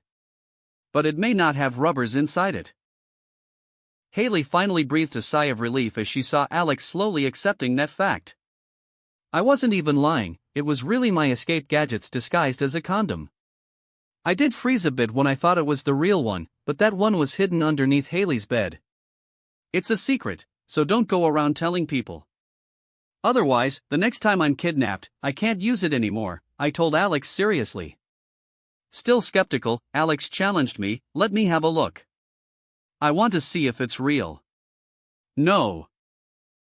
Haley tried to stop her, but her words got stuck in her throat. I took out the condom casually and handed it to Alex. She pressed on it and sensed a hidden rectangular compartment inside instead of the usual rubber. "Oh," she exclaimed curtly, giving it back to me. "There's really something inside." "A tracker?" I nodded and said, "Yeah. I'm tinkering with a ring that can shoot lasers to cut through metal in case I'm handcuffed, but that's not possible in a short period of time." "Instead of lasers, you could also use liquid nitrogen." "It uses less energy," Alex said excitedly, clearly invested in the tech creation. I nodded slightly, replying, "It'll be a little dangerous if I shoot it at my skin, but I think I'd face similar risks with a laser cutter." "You know what? That's a really great idea. But to ruin the durability of something like handcuffs, it'll take quite a lot of liquid nitrogen." Alex suddenly sniffed something and said, "What's that squid smell?" Haley grimaced and interjected quickly, "It's you. You're the one who smells." She hurriedly opened the windows and declared, "All geeks need to get out of my room now." All right, Alex agreed, rolling her eyes. "I can't believe I ever thought you guys would date each other. There's no way your personalities are compatible." She climbed back up the stairs. I smiled and gave Haley a hug before leaving the house. "Call me if there's any new development with your dad," I told her as I exited. "Be more interested in me than my dad." "I'm getting a little jealous now that you're so worried about him," Haley said, playfully grimacing. I chuckled and replied, "Brothers before hoes.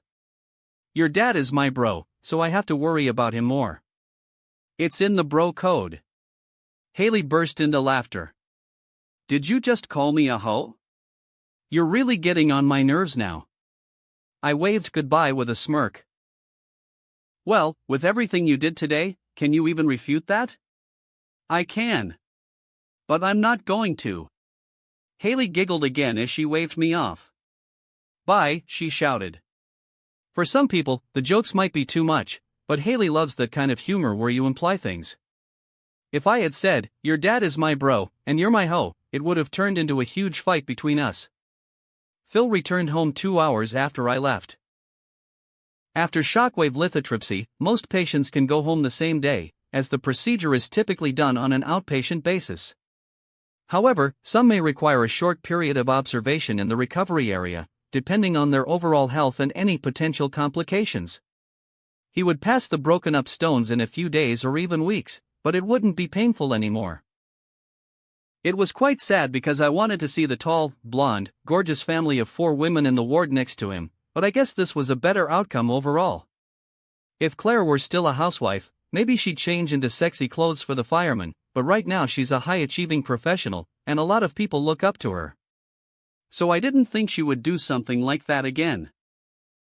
For Phil, he couldn't nullify the act he made by entertaining the 4 girls in the next ward with his magic tricks, especially with Claire's intention to flirt with the fireman. So getting back early was a good thing for him too. The next morning, Billy and I went to the set of The Office together after I got the invitation from John Krasinski. They were filming for the episode The Banker in Season 6. The episode was criticized as the worst of the season, but that was only after binge-watching became normalized. In the current era, the episode, which consisted of excerpts from the previous episodes and seasons, was actually received well. Almost 7 million people watched the show on TV when it aired. Not everyone would buy the DVD or tape the show, so they only watched it on TV when it was premiering.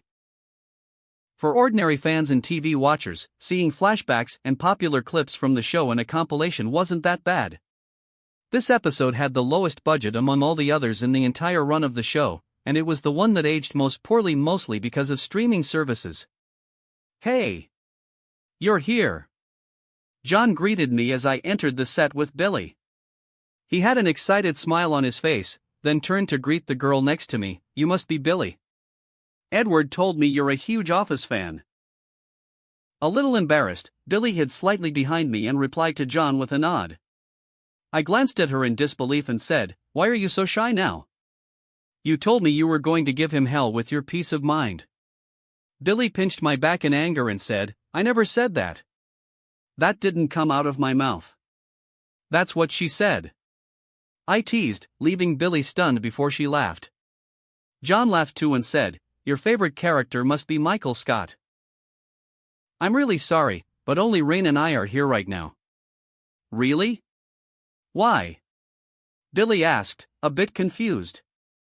John was taken aback by her sudden change of personality and said, "We have to delay the shoot a little bit. But they will come around noon, well, some of them." John didn't tell me this, but Steve Carell, who played Michael Scott, didn't quite like the script for today's shooting. He wanted to get involved with the creative process, but the budget was too restrictive for them to actually do anything. "Can you tell us a bit about the episode you're filming?" I asked. Billy nodded eagerly, wanting to know more. John was taken aback and stammered a bit before replying, Basically, an investment banker will come to the office to check on the inventory and see if there are any HR liabilities." That sounds pretty boring, Billy blurted out subconsciously, which surprised John.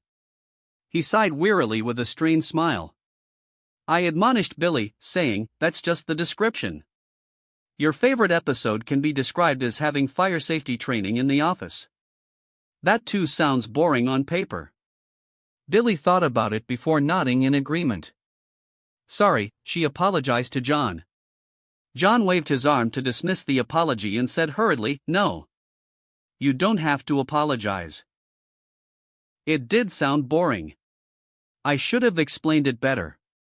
Rainn Wilson, aka Dwight Schrute in the show, walked toward us with a solemn expression and asked, "Why is there a pipsqueak on the set?" "John, you should tell us first before you bring your niece to your workplace." "Sorry about him, he's already in character," John said without even turning to Rainn. Rainn burst into laughter and extended his hand towards me for a handshake. "Wow, what an honor to meet the guy who helped save the President of the United States." "I did nothing much. Here, meet Billy. She's going to be one of the top pop singers in the world in the next 5 years," I said, pulling Billy to stand in front of me. Dwight was her favorite character in the show, so she was starstruck as she met him. Really? 5 years, huh? I'll be sure to remember that name, Rain said, taken aback by the introduction, then focused on Billy, shaking her hand. Billy laughed meekly and said, "He's exaggerating." "Are you exaggerating, Edward?" Rain turned to me and asked aggressively. I shook my head and said, "Not at all. She definitely will become one."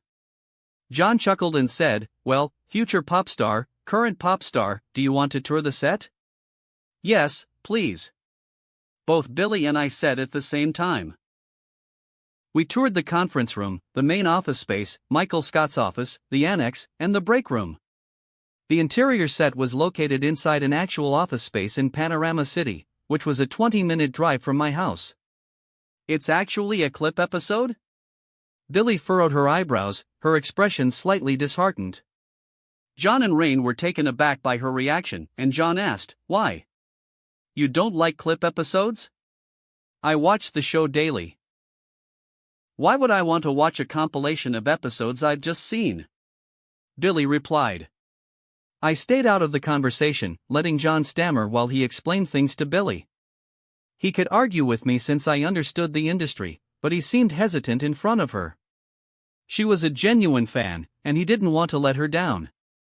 "I guess it serves as a transition from Dunder Mifflin to Saber," I chimed in, noticing John was losing ground. John perked up and agreed with me, "Yes, definitely that." "Oh. I guess that's fine then," Billy replied, her demeanor shifting. Rain pulled me aside and asked, "Hey, the writer mentioned you've bought a few companies. Among us on set today, you actually have real-life experience in this matter. Do you want to read the script? I can't promise any credits, but I'm sure the network won't refuse if." "Oh, no, I really don't care about the credits." "I'd love to read the script," I said easily.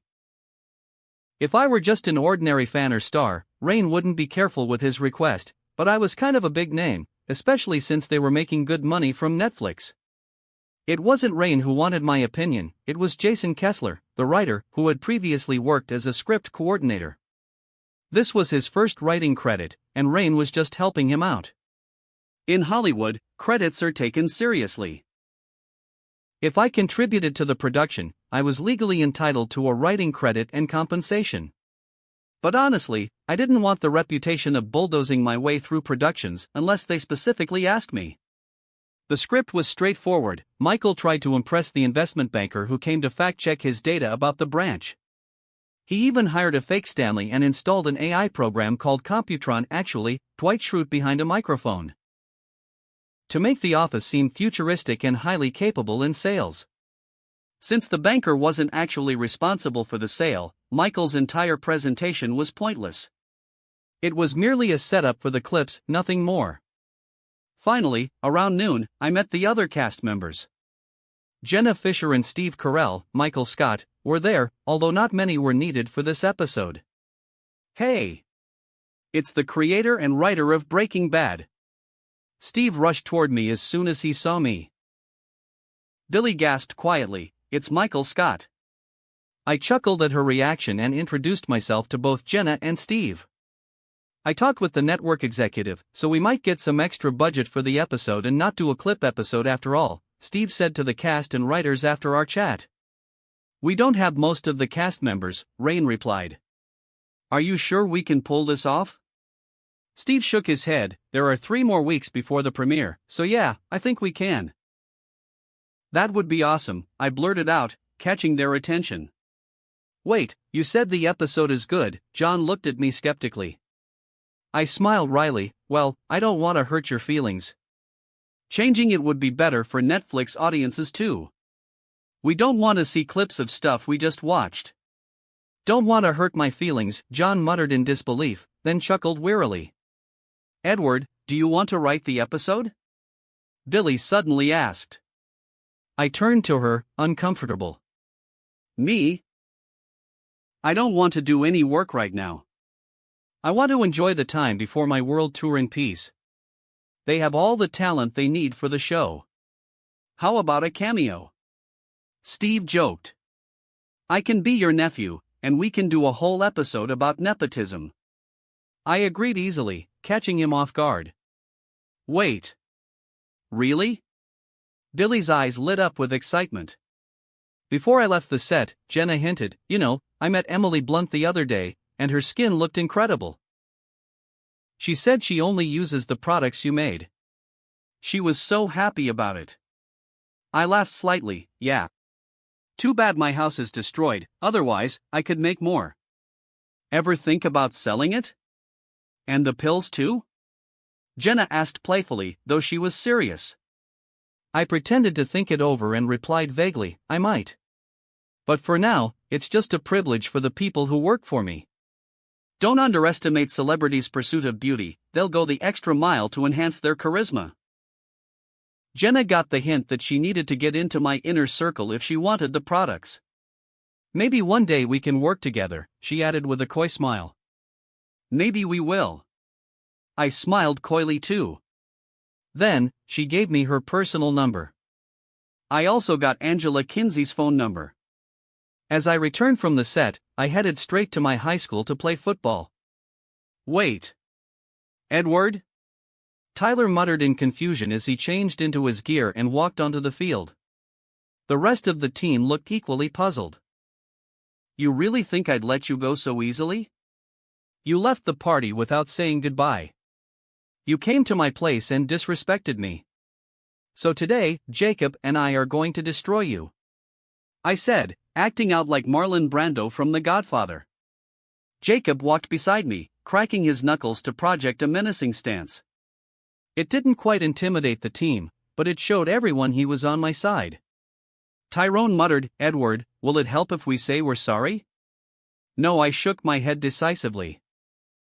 Tyler grinned, there are only two of you. Are you sure you want to go against all of us? Do you really think you can stop me? I grinned devilishly. You've been too cocky with your win streak, so this will teach you a lesson you won't forget.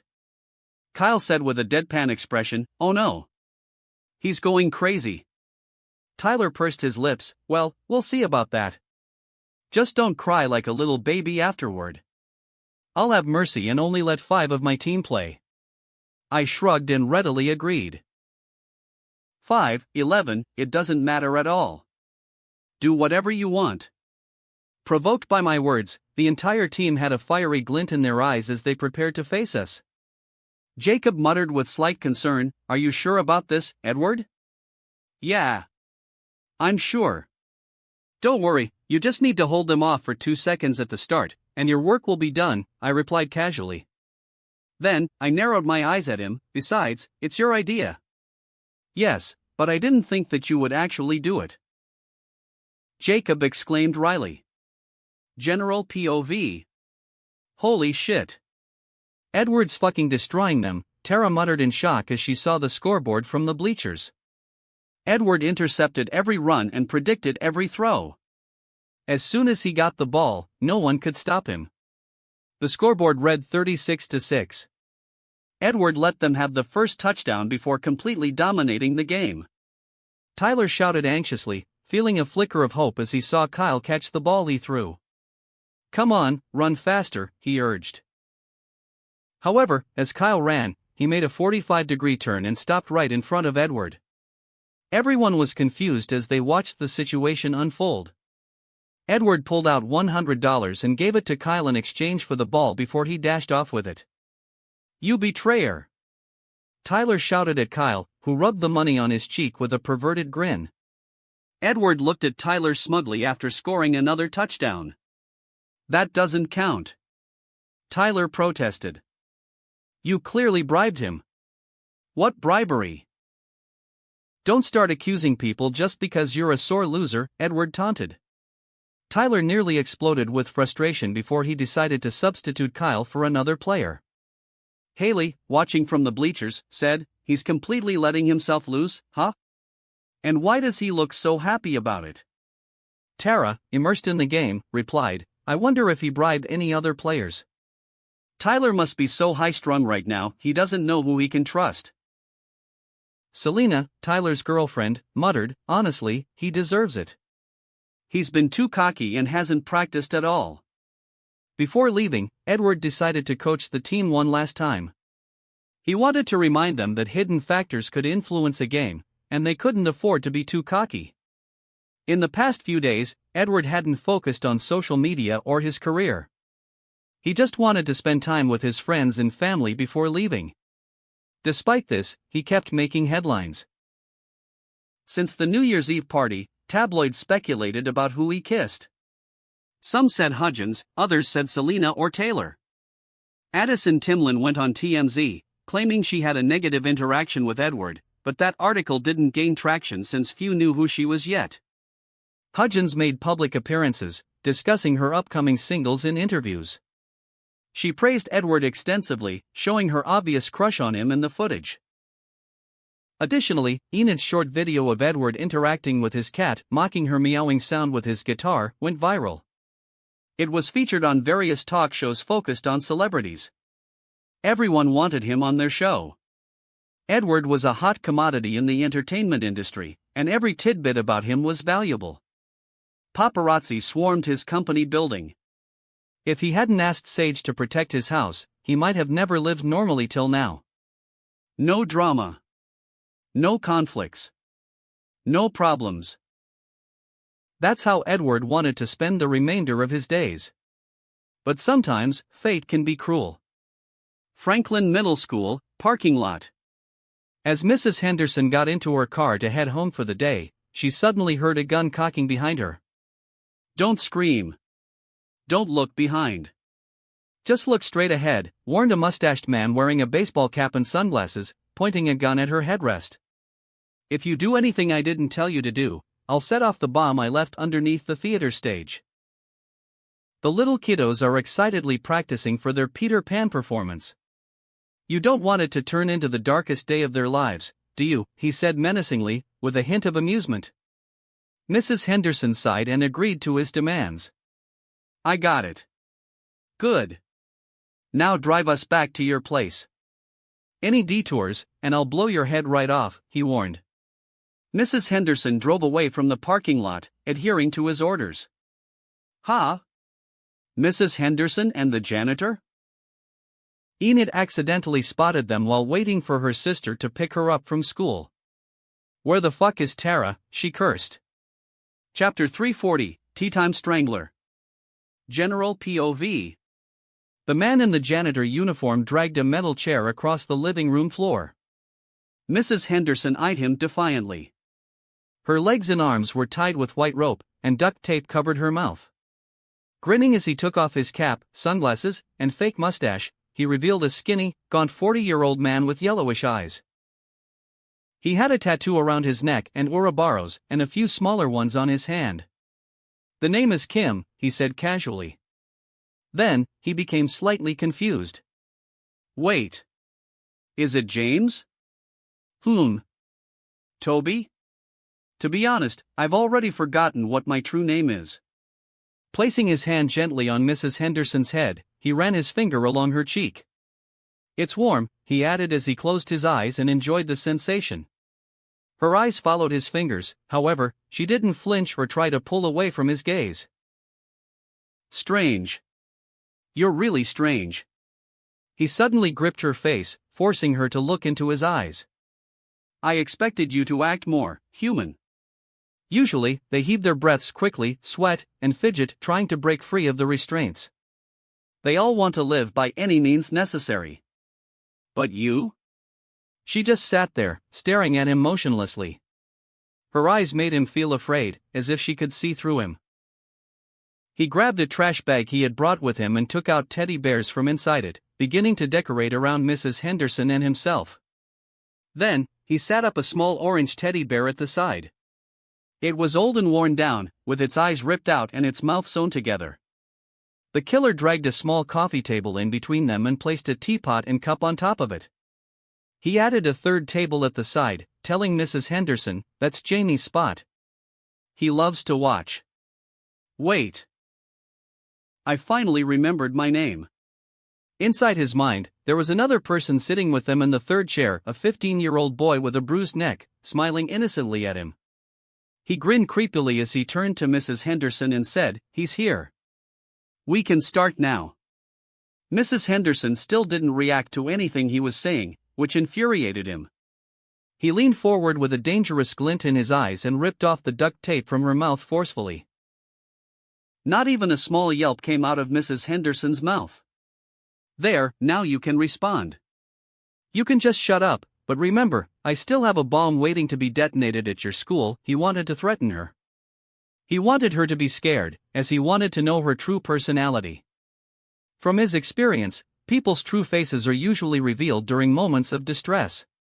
It's already 4 o'clock. Mr. Martin has to go on a dental checkup today, so he's letting the kids go back home early. "Press it, and you'll still kill no one," Mrs. Henderson interjected, speaking in a calm manner without rushing anything. "Really? Then it's fine to press it, right?" he said as he pressed the detonator on his hand. In Franklin Middle School Theater Hall, the bomb hidden underneath the stage exploded, taking half of the theater hall with it. The loud sound could be heard from miles away, and it made Edward, who was playing football with his friend, pause his running and turn towards the sound. Unfortunately, he was tackled at that moment by Tyler. "Wow, you can actually see the school from here," the man said as he saw the smoke from the living room window. However, he was soon disappointed as she didn't react at all to the explosion. "Did you never doubt that the bomb was real?" he asked, taken aback. "Did you ever think that I was lying?" he said jokingly. "Would I drive us back to my house if I did?" Mrs. Henderson sighed and replied non-committally. Irked by her tone, the man stammered, Teddy. "My name's Teddy." He scratched the skin on his neck uncomfortably. He didn't like the feeling of losing control. A red streak appeared underneath the snake tattoo, and he went silent for a moment. "You must be dying to know what's going on," he said tauntingly, trying to take control again.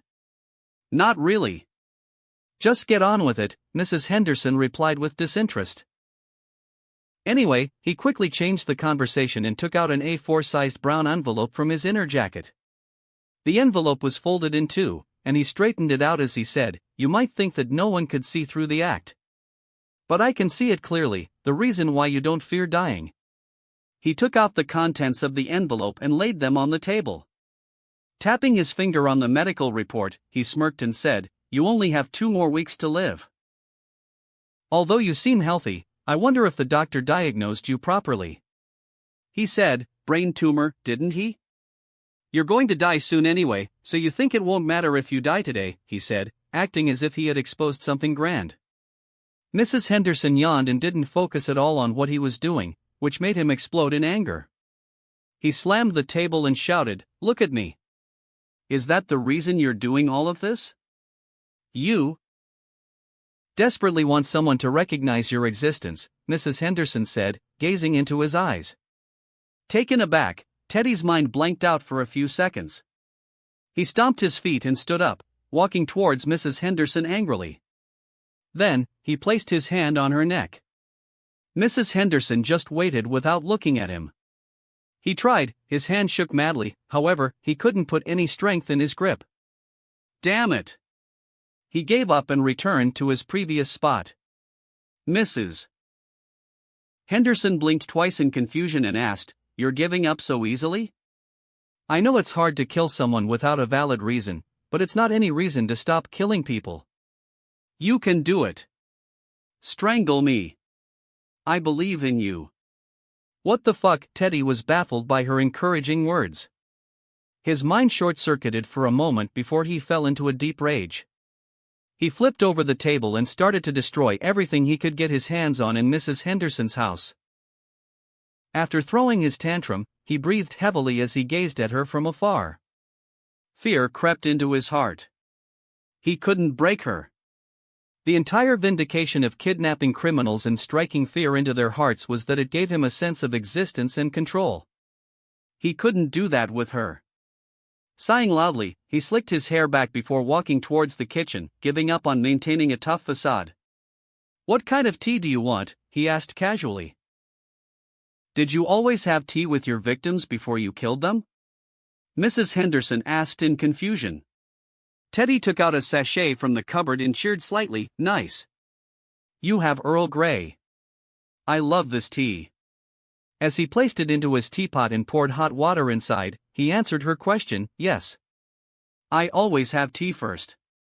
It gives them the illusion that I'm hearing them out as they defend their actions. He added as he watched the tea seep into the hot water, they'll beg for mercy. They'll try to make me understand why they did what they did. Most of them will say that it's mutual love, but that just makes me gag. Mrs. Henderson furrowed her eyebrows as she listened. Teddy noticed it and asked, "What?" I need more context to actually understand what you're talking about, Mrs. Henderson replied honestly. That's when Teddy realized that she didn't know anything. Embarrassed, Teddy contemplated letting her go and digging a hole deep enough to bury himself in. Maybe I should tell you my story. I don't owe it to anyone else, but I think you deserve to know. Her eyes glanced at the door, and then she sighed. Something on your mind? Teddy asked with a chuckle. Mrs. Henderson didn't reply and let him tell his story. Although she looked calm on the surface, her palms were sweaty. The longer I have to wait, the more hope will bud in me. My mind's building scenarios where someone will kick the door and save me. Even though it's a useless thought, and I know it's illogical. Where should I start?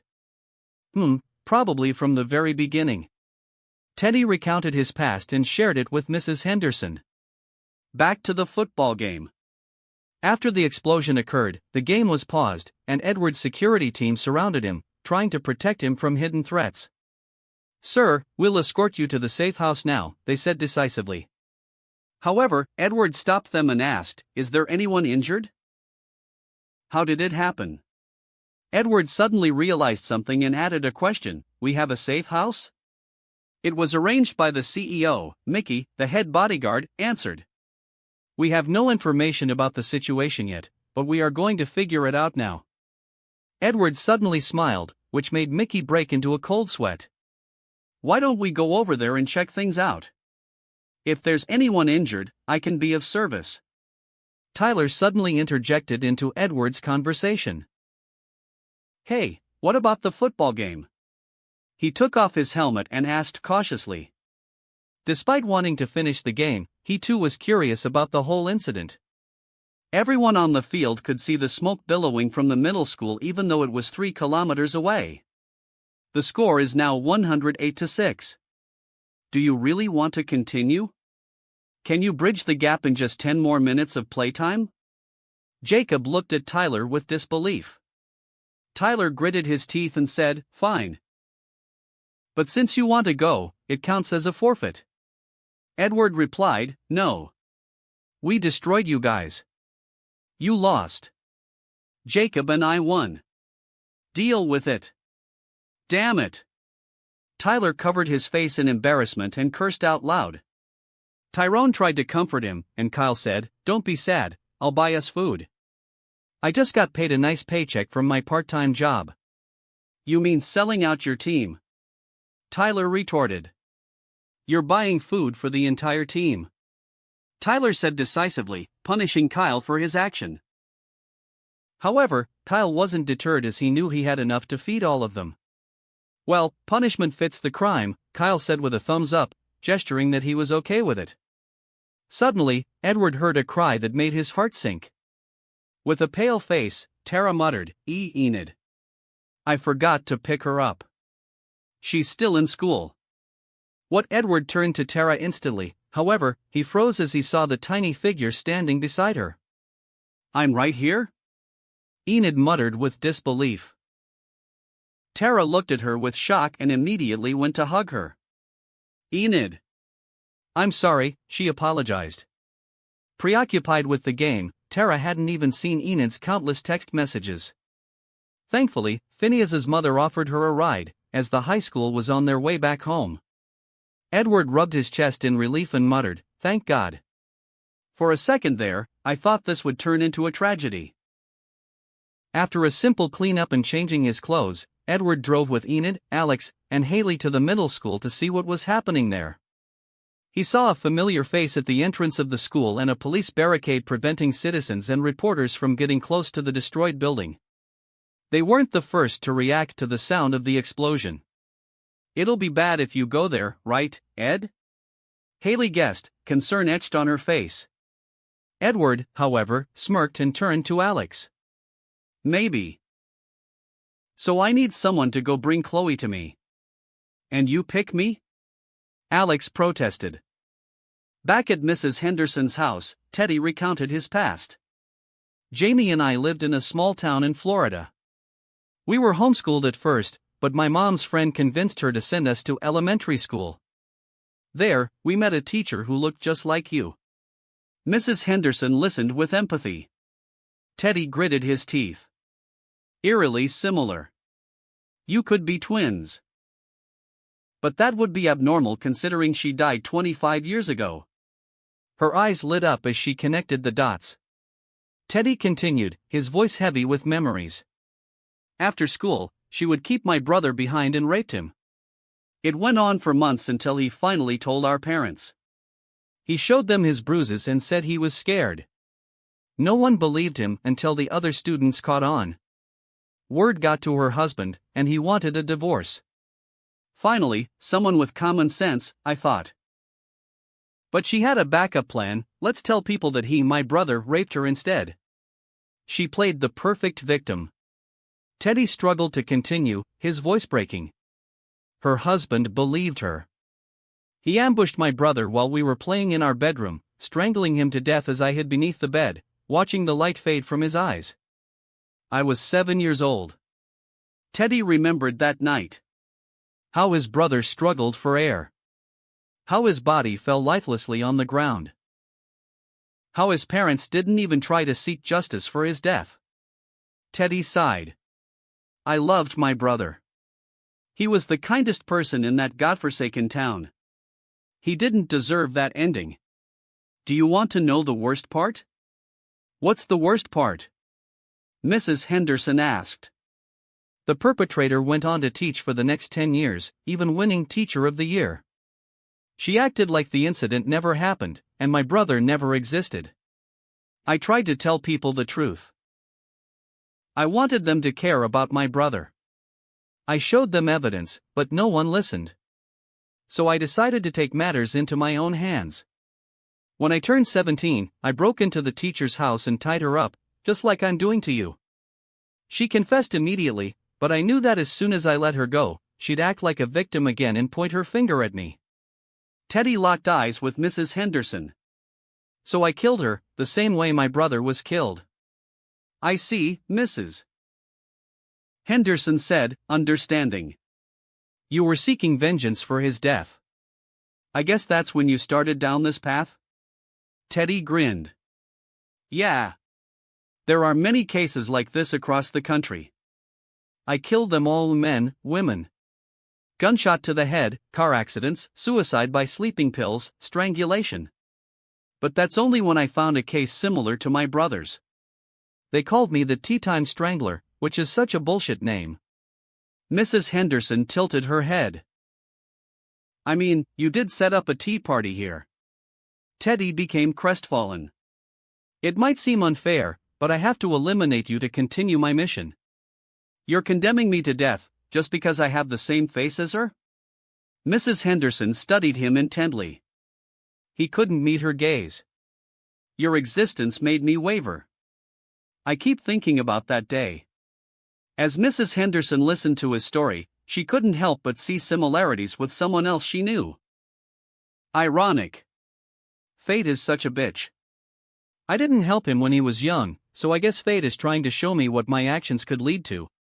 If someone, just anyone, had offered him a helping hand, would he have made a different choice in life? A memory popped into her mind. It was Halloween, and she held little Edward's hand as they went around trick-or-treating. Mrs. Henderson smiled softly at the recollection. It's too late now. Time won't turn itself back just from one person's regret. Mrs. Henderson sighed slightly. Besides, he's bettering his life, even without my help. I am not needed by him anymore. The memory was interrupted by Teddy's scoff. The serial killer touched the teddy bear beside him. Years later, I found this teddy bear that belonged to my brother. He kept evidence that could have convicted her, but it's too late now. It's too late for me to turn back. It was a nanny cam. He sewed the teddy bear's mouth shut and ripped off its eyes as punishment for not speaking up when needed. He lost sight of reality years ago, living in his own world filled with pain and torturous guilt. Mrs. Henderson's eyes filled with pity, her expression crestfallen. She wondered if the evidence was the last thing his brother left him that could change his path, but alas, it arrived too late. It led her to envision Teddy wearing a detective badge and bringing the assailants to justice. In Teddy's vision, his brother cried as he saw him hold the doll while sitting next to them. His eyes flashed with newfound determination. "I'm sorry. I have to sacrifice you to save more people down the road." Mrs. Henderson's expression faltered. "I pity you. You're desperately trying to defend your existence, even if it means breaking every rule you created." Teddy's eyes filled with sadness.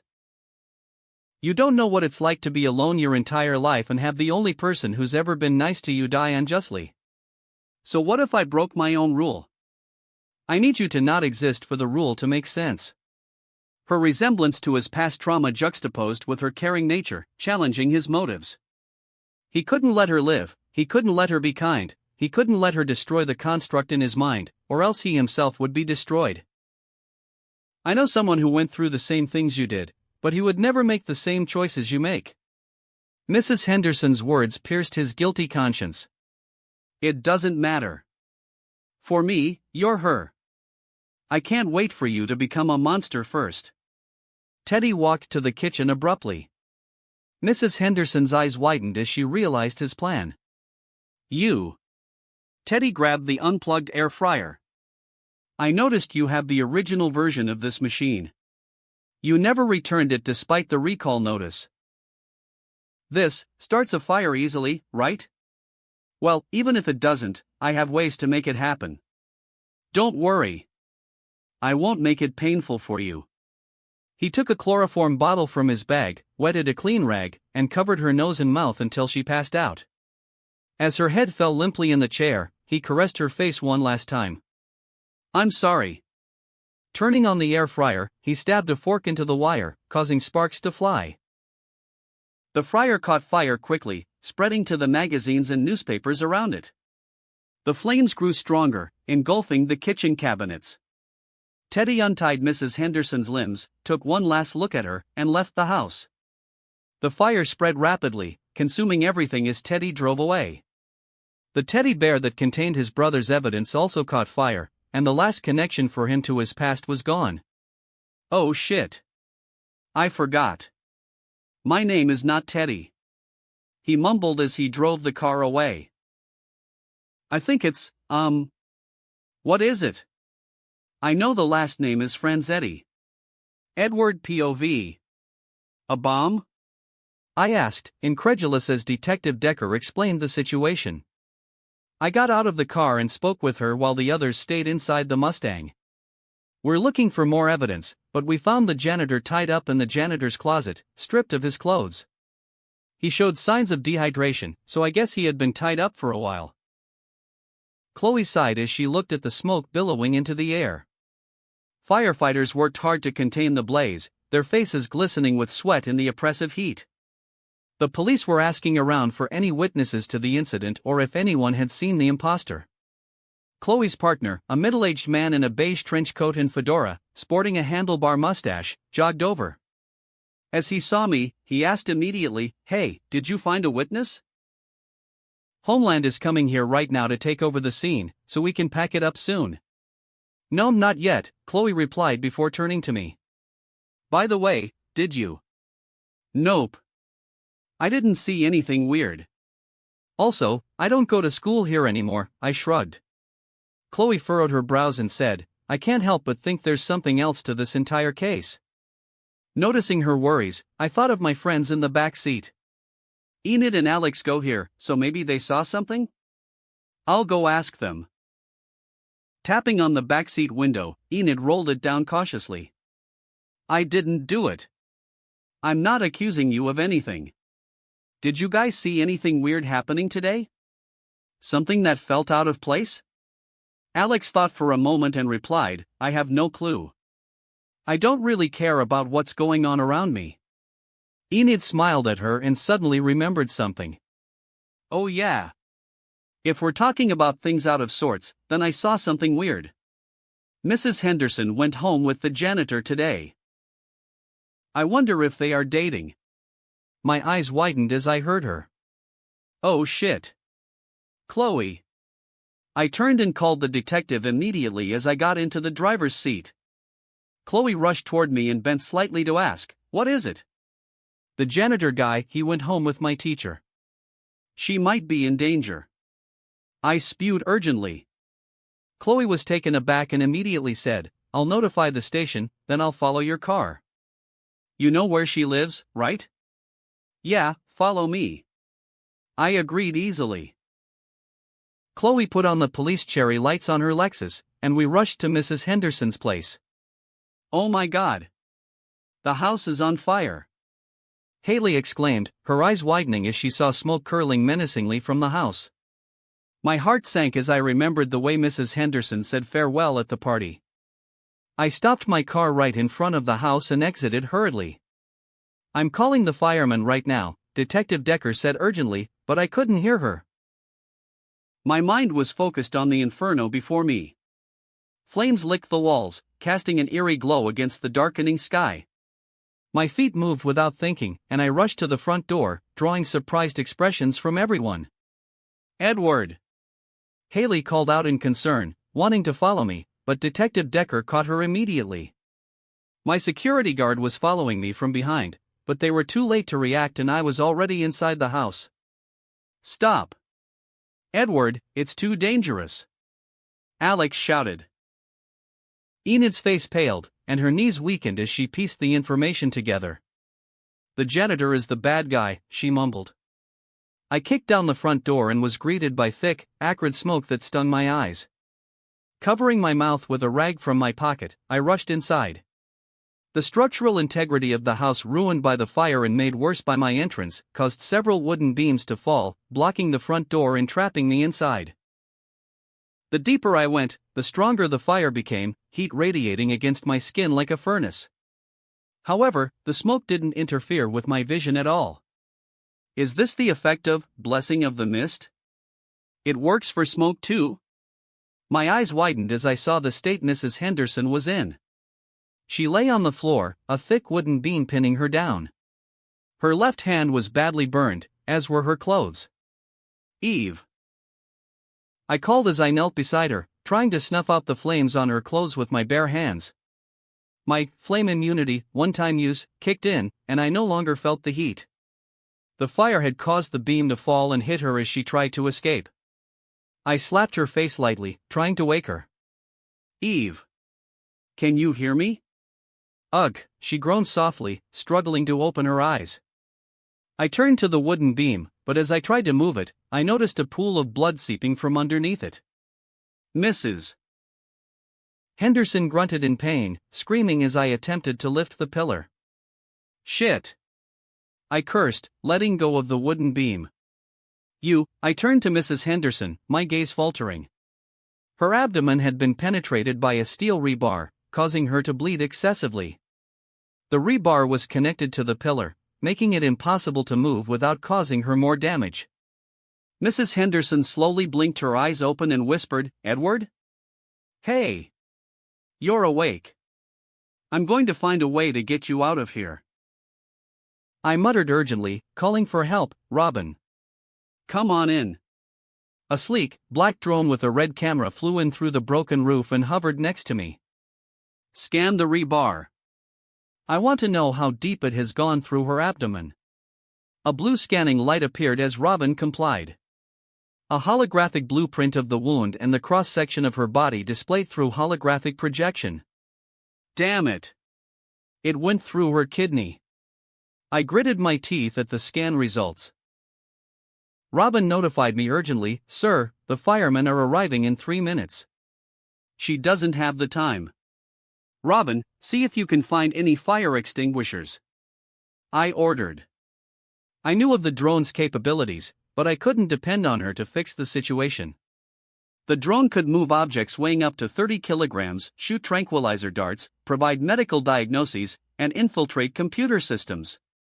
However, it still wasn't finished yet.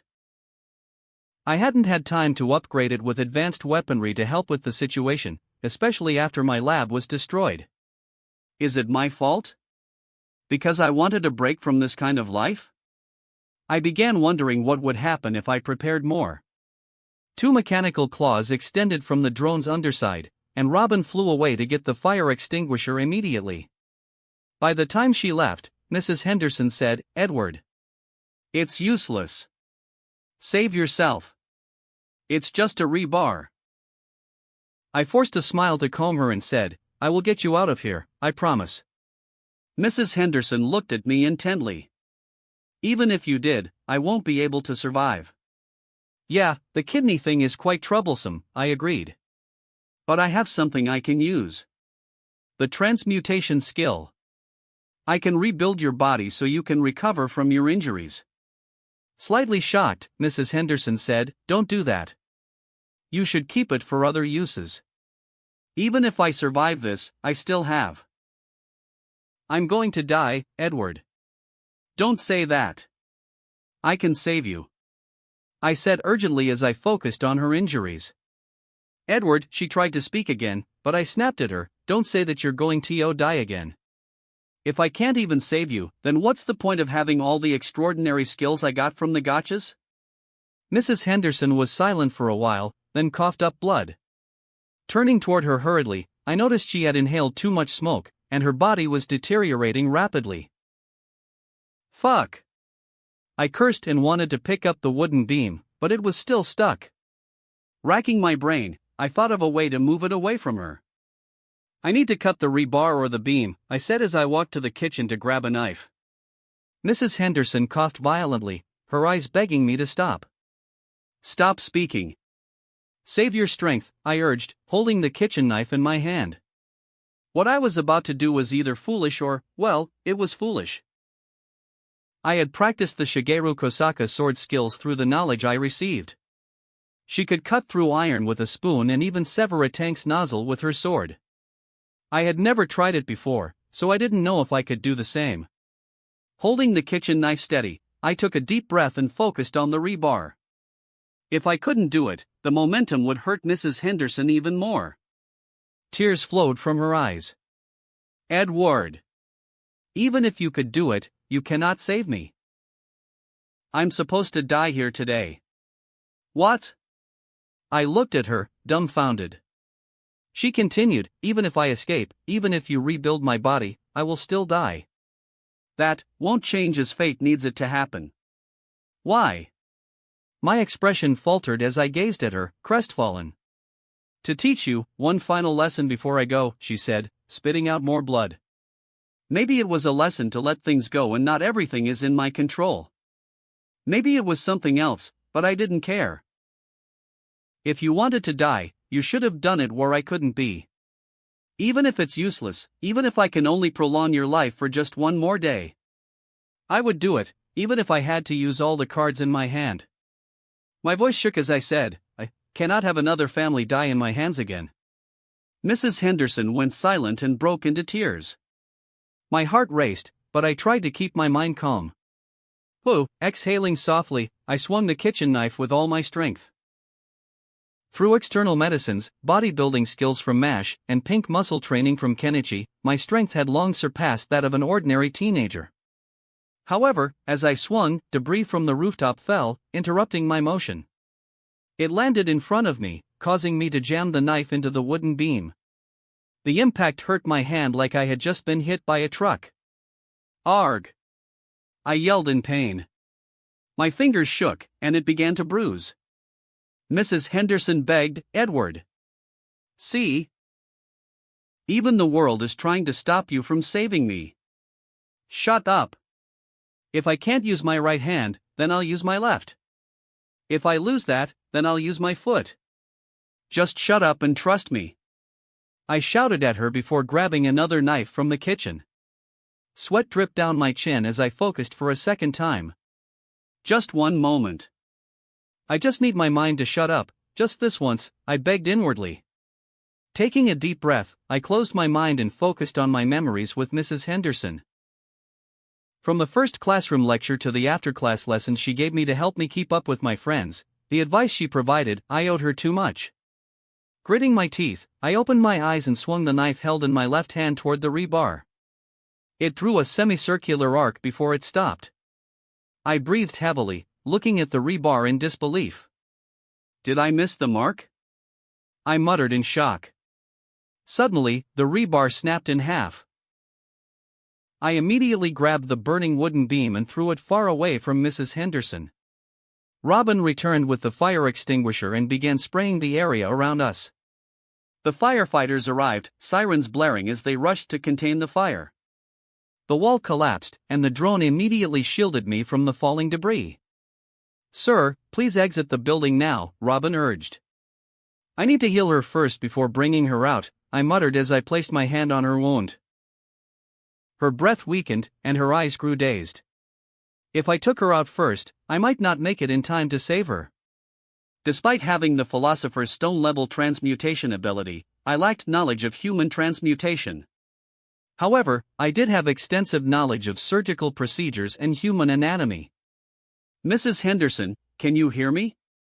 I called out, needing her to be awake for this. "You cannot go right now." "Not for me, obviously. I will be sad, but seriously, it's not for me." I racked my brain and said, "Enid saw you going back with the bad guy.